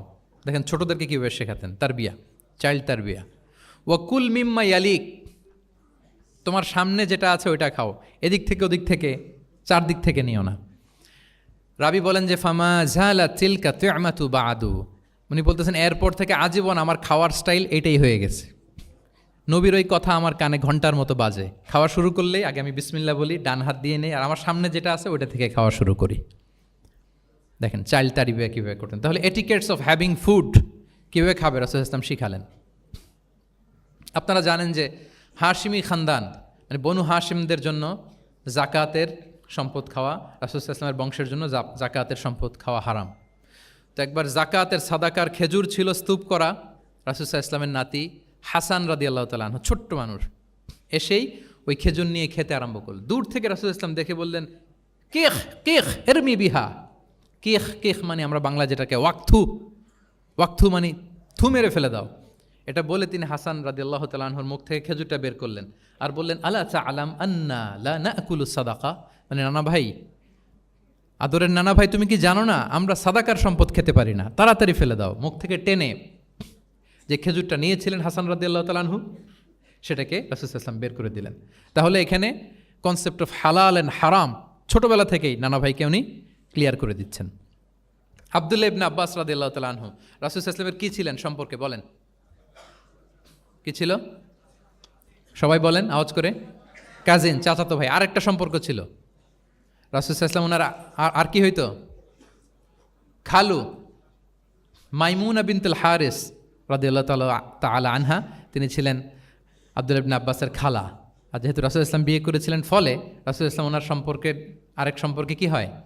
খালু। তো উনি খুব ছোট ছিলেন, এত ছোট যে রাসূল ইসলাম যখন ইন্তেকাল করেন তখন ওনার বয়স ছিল 13। আব্দুল্লাহ ইবনে আব্বাসের বয়স তখন কত? 13। তো ফলে ছোট মানুষ প্রায় খালার বাসায় রাতে থাকতো এবং রাসূল ইসলামের আশেপাশে ঘুমাতো। একবার রাসূল ইসলাম ওয়াশরুম করতে গেলেন দূরে, এবং রাসূল ইসলামের অভ্যেস ছিল ওয়াশরুম সেরে এসেই অজু করতেন। তো উনি এসে দেখে ওনার অজুর পাত্রে কে যেন পানি রেখে দিচ্ছে। জিজ্ঞেস করলেন কে রেখেছে? বলা হলো যে আব্দুল্লাহ ইবনে আব্বাস রেখেছে। রাসূল ইসলাম এত খুশি হলেন যে এখন যে আমার এটা দরকার, ছোট্ট আব্দুল্লাহ এটা বুঝে ফেললো। উনি ওনাকে জড়িয়ে ধরে একটা দোয়া করলেন, আল্লাহুম্মা আল্লিমহুল কিতাব, আল্লাহুম্মা ফাক্কিহু ফিদ্দীন ওয়া আল্লিমহুত তা'বীল। আল্লাহ, আপনি আব্বাসকে কিতাবের জ্ঞান শিক্ষা দেন। এবং এই দোয়ার বরকতে উনি রাইসুল মুফাসসিরিন হয়েছেন। এই পৃথিবীতে যত মুফাসসির আসবে সব মুফাসসিরদের সম্রাট হচ্ছে আব্দুল্লাহ ইবনে আব্বাস রাদিয়াল্লাহু তাআলা আনহু। আচ্ছা, উনি কি শিখাতেন, কিভাবে শিখাতেন? তাহাজ্জুদের সময় রাসূল ইসলাম নামাজে দাঁড়ালেন, আব্দুল্লাহ ইবনে আব্বাস এসে রাসূল ইসলামের বাম দিকে দাঁড়ালেন। ছোট মানুষ, ভাবছে আমিও যে নামাজ পড়ি। আচ্ছা বলেন তো, যদি দুইজন হয় নামাজে, একজন ইমাম আরেকজন মুসল্লি, মুসল্লি ইমামের কোন দিকে দাঁড়াবে? কিন্তু আব্দুল্লাহ ইবনে আব্বাস দাঁড়াইছে কোন দিকে? বাম দিকে, কারণ উনি ব্যাপারটা জানেন না। তখন রাসূল ইসলাম কী করলেন? হাত দিয়ে টেনে পিছন দিয়ে এনে ডান দিকে নিয়ে আসলেন। তাহলে রুলিংস অফ সালাতের সুন্নাহ কি, কীভাবে দাঁড়াতে হবে, এটা তিনি শিখালেন ছোট্ট আব্বাসকে, আব্দুল্লাহ ইবনে আব্বাসকে। এরকম অসংখ্য হাদিস আপনি সিরাতের পরতে পরতে, হাদিসের পরতে পরতে পাবেন, যে বাচ্চাদেরকে, শুধু যে যুবকদেরকে, তরুণদেরকে রাসূল ইসলাম শিখিয়েছেন এমনটা না, বরং শিশুদেরকেও শিখিয়েছেন। এইভাবে রাসূল ইসলাম এমন এক শিক্ষা পদ্ধতি আমাদের জন্য উপহার দিয়েছেন, যেটার মধ্য দিয়ে তিনি শ্রেষ্ঠতম প্রজন্ম, the best generation ever on আর্থ, যেটা আমি শুরুতে বলেছি, এবং তার ধারাবাহিকতা এর পরের প্রজন্মকেও শ্রেষ্ঠ প্রজন্ম বলা হয়েছে। এর পরের প্রজন্ম, তিনটা জেনারেশন এই শিক্ষার, এই ওহির জ্ঞানের শিক্ষার ছোঁয়ায় তারা শ্রেষ্ঠ প্রজন্ম হয়েছে রাসূল ইসলামের এই শিক্ষা পদ্ধতির মধ্য দিয়ে। আমরা যদি সামারি করি যে রাসূল ইসলামের শিক্ষা পদ্ধতিটা কেমন ছিল, তাহলে বলতে হবে যে এটা উৎসাহমূলক ছিল, আশাব্যঞ্জক, কনফিডেন্ট বাড়া, ইন্সপায়ারিং ছিল। এটা কল্যাণকামিতায় ভরপুর ছিল, ওয়েল উইশিং ছিল। আমরা যেমনি কারো কথা শুনেই তার উত্তর দেই বা মাসালা বলে দেই, এরকম না। ইংরেজিতে এটাকে বলে এমপ্যাথেটিক। এমপ্যাথেটিক মানে খুব বেশি সুবিবেচক। He not only listen to the suffering of others, he use to feel it. তিনি ফিল করতেন। একজন এসে বলতেছে যে আমার এই সমস্যা, এটার এখন আমি কি করব? আমি জাস্ট বললাম এটার ইসলামী সমাধান এইটা, এটা হচ্ছে একটা। রাসূল ইসলাম এরকম না, যে বলতেছে তার কষ্টটা তিনি ফিল করার চেষ্টা করতেন, ফিল করে তখন তাকে গাইডলাইন দিতেন। এটাকে বলে এমপ্যাথেটিক, ওয়েল উইশিং ম্যানারের, কল্যাণকামিতায় ভরপুর ছিল তার শিক্ষাদান পদ্ধতি, পরামর্শমূলক ছিল, যেখানে ম্যান্টরিং ছিল, কাউন্সেলিং ছিল। মানে শুধু টিচার হলে এটার আউটপুট একটা, কিন্তু if you work like a mentor, আপনি আপনার শিক্ষার্থীদেরকে মেন্টরিং করতেছেন, তাদেরকে কাউন্সেলিং করতেছেন, এটার আউটপুট হবে অন্যরকম। রাসূল সাল্লাল্লাহু আলাইহি ওয়াসাল্লাম হি worked as a mentor and councillor for the সাহাবা। সুবহানাল্লাহ। রাসূল সাল্লাল্লাহু আলাইহি ওয়াসাল্লামের দেওয়ার শিক্ষাটা ছিল বেসিক্যালি অ্যাডভাইজারি। আমরা মাঝে মাঝে অ্যাডভাইজারি নেই, দেখবেন বড় বড় নেতা লক্ষ লক্ষ টাকা বেতন দিয়ে অনেক বড় বড় উপদেষ্টা রাখে, তারা বিভিন্ন ধরনের অ্যাডভাইস দেয়। রাসূল সাল্লাল্লাহু আলাইহি ওয়াসাল্লাম এই সার্ভিসটা সাহাবাদেরকে দিতেন। ওনার শিক্ষাটা ছিল অংশগ্রহণমূলক, মানে এঙ্গেজমেন্ট ছিল। একতরফা আমি বলে গেলাম অথবা একতরফা ওরা বলে গেল, এরকম না। জিজ্ঞেস করতেন, শুনতেন, শোনাতেন, প্রশ্ন করতেন, প্রশ্নের পিঠে প্রশ্ন ছড়ে দিতেন। ইন্টারেক্টিভ ছিল, পার্টিসিপেটরি ছিল, অংশগ্রহণমূলক। এটাকে আমরা মানে ক্লাসিক স্কলাররা যেটাকে বলে সহবা, কি বলে? আমরা বলি না যে সহবতের বড় প্রয়োজন? রাসূল সাল্লাল্লাহু আলাইহি ওয়াসাল্লামের সহবতে মূলত ওনারা নলেজটা অর্জন করেছিলেন। পার্টিসিপেটরি ছিল, এঙ্গেজমেন্ট ছিল। এবং আমরা উল্লেখ করেছি যে Q&A বেস ছিল, প্রশ্নোত্তরমূলক, ওরাল ছিল, যৌক্তিক ছিল, র্যাশনাল, রিজনিং শিখাতেন। কেন এটা হালাল, কেন হারাম, কেন এটা ডুজ অ্যান্ড কেন এটা ডোন্টস, এটা রাসূল সাল্লাল্লাহু আলাইহি ওয়াসাল্লাম বলেছেন। এবং হি use two prioritise the youth in training and grooming. বিশেষ করে বয়স্ক সাহাবাদের থেকে যুবকদেরকে বেশি প্রায়োরিটি দিতেন তালিমের ক্ষেত্রে, তারবিয়ার ক্ষেত্রে, কারণ তারাই উম্মাকে লিড দেবে। তারাই কি উম্মাকে লিড দেবে। এই যে এখানে যারা বসে আছেন, আমার তো মনে হয় বয়স 25 থেকে 30, এর আগেই বেশিরভাগ। সো আপনাদেরকে লিড দিতে হবে আগামীর বাংলাদেশে, ঠিক কি না? এই জন্য রাসূল সাল্লাল্লাহু আলাইহি ওয়াসাল্লাম বাছাই করে করে কোন সাহাবীর কী ধরনের যোগ্যতা আছে এবং ইসলামের জন্য এটা কিভাবে কাজে লাগতে পারে, ওইভাবে সাহাবীদেরকে তিনি গাইড করতেন। এবং সেটার ফলাফল তো আমরা দেখেছি, খয়রুল কুরুনি করনি সুম্মাল্লাযীনা ইয়ালুনাহুম সুম্মাল্লাযীনা ইয়ালুনাহুম। এই ওহির জ্ঞানের স্পর্শে, এই শিক্ষার, এই তালিমের স্পর্শে তারা শ্রেষ্ঠ প্রজন্ম হয়েছেন। এবং তারপরের প্রজন্ম তিনটা প্রজন্মকে তিনি শ্রেষ্ঠ প্রজন্ম বলে ঘোষণা দিয়েছেন। আমি আর দীর্ঘায়িত করব না। আমরা যদি রাসূল সাল্লাল্লাহু আলাইহি ওয়াসাল্লামের আনিত এই শিক্ষা পদ্ধতি আমাদের শিক্ষা ব্যবস্থার মধ্যে ইনক্লুড করতে পারি, তাহলে আমরাও আমাদের প্রজন্মকে ওইরকম শ্রেষ্ঠ প্রজন্ম হিসেবে গড়ে তুলতে পারবো ইনশাআল্লাহ বিইذনিল্লাহ। আওয়াজ করে সবাই পড়ে ইনশাআল্লাহ বিইذনিল্লাহ। আমি সবাইকে আবারও অন্তরের অন্তঃস্থল থেকে শুকরিয়া জানাই।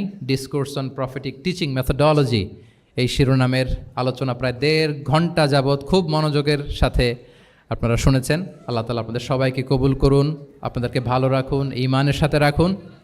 আমি অথরিটিকে আবারও অন্তরের অন্তঃস্থল থেকে ধন্যবাদ এবং মোবারকবাদ জানিয়ে আমার এই সংক্ষিপ্ত আলোচনা এখানেই শেষ করছি। হাযা মা ইনদি ওয়াল ইলমু ইনদাল্লাহি আলাইহি তাওয়াক্কালতু ওয়া ইলাইহি উনীব। আসসালামু আলাইকুম ওয়া রাহমাতুল্লাহি ওয়া বারাকাতুহু।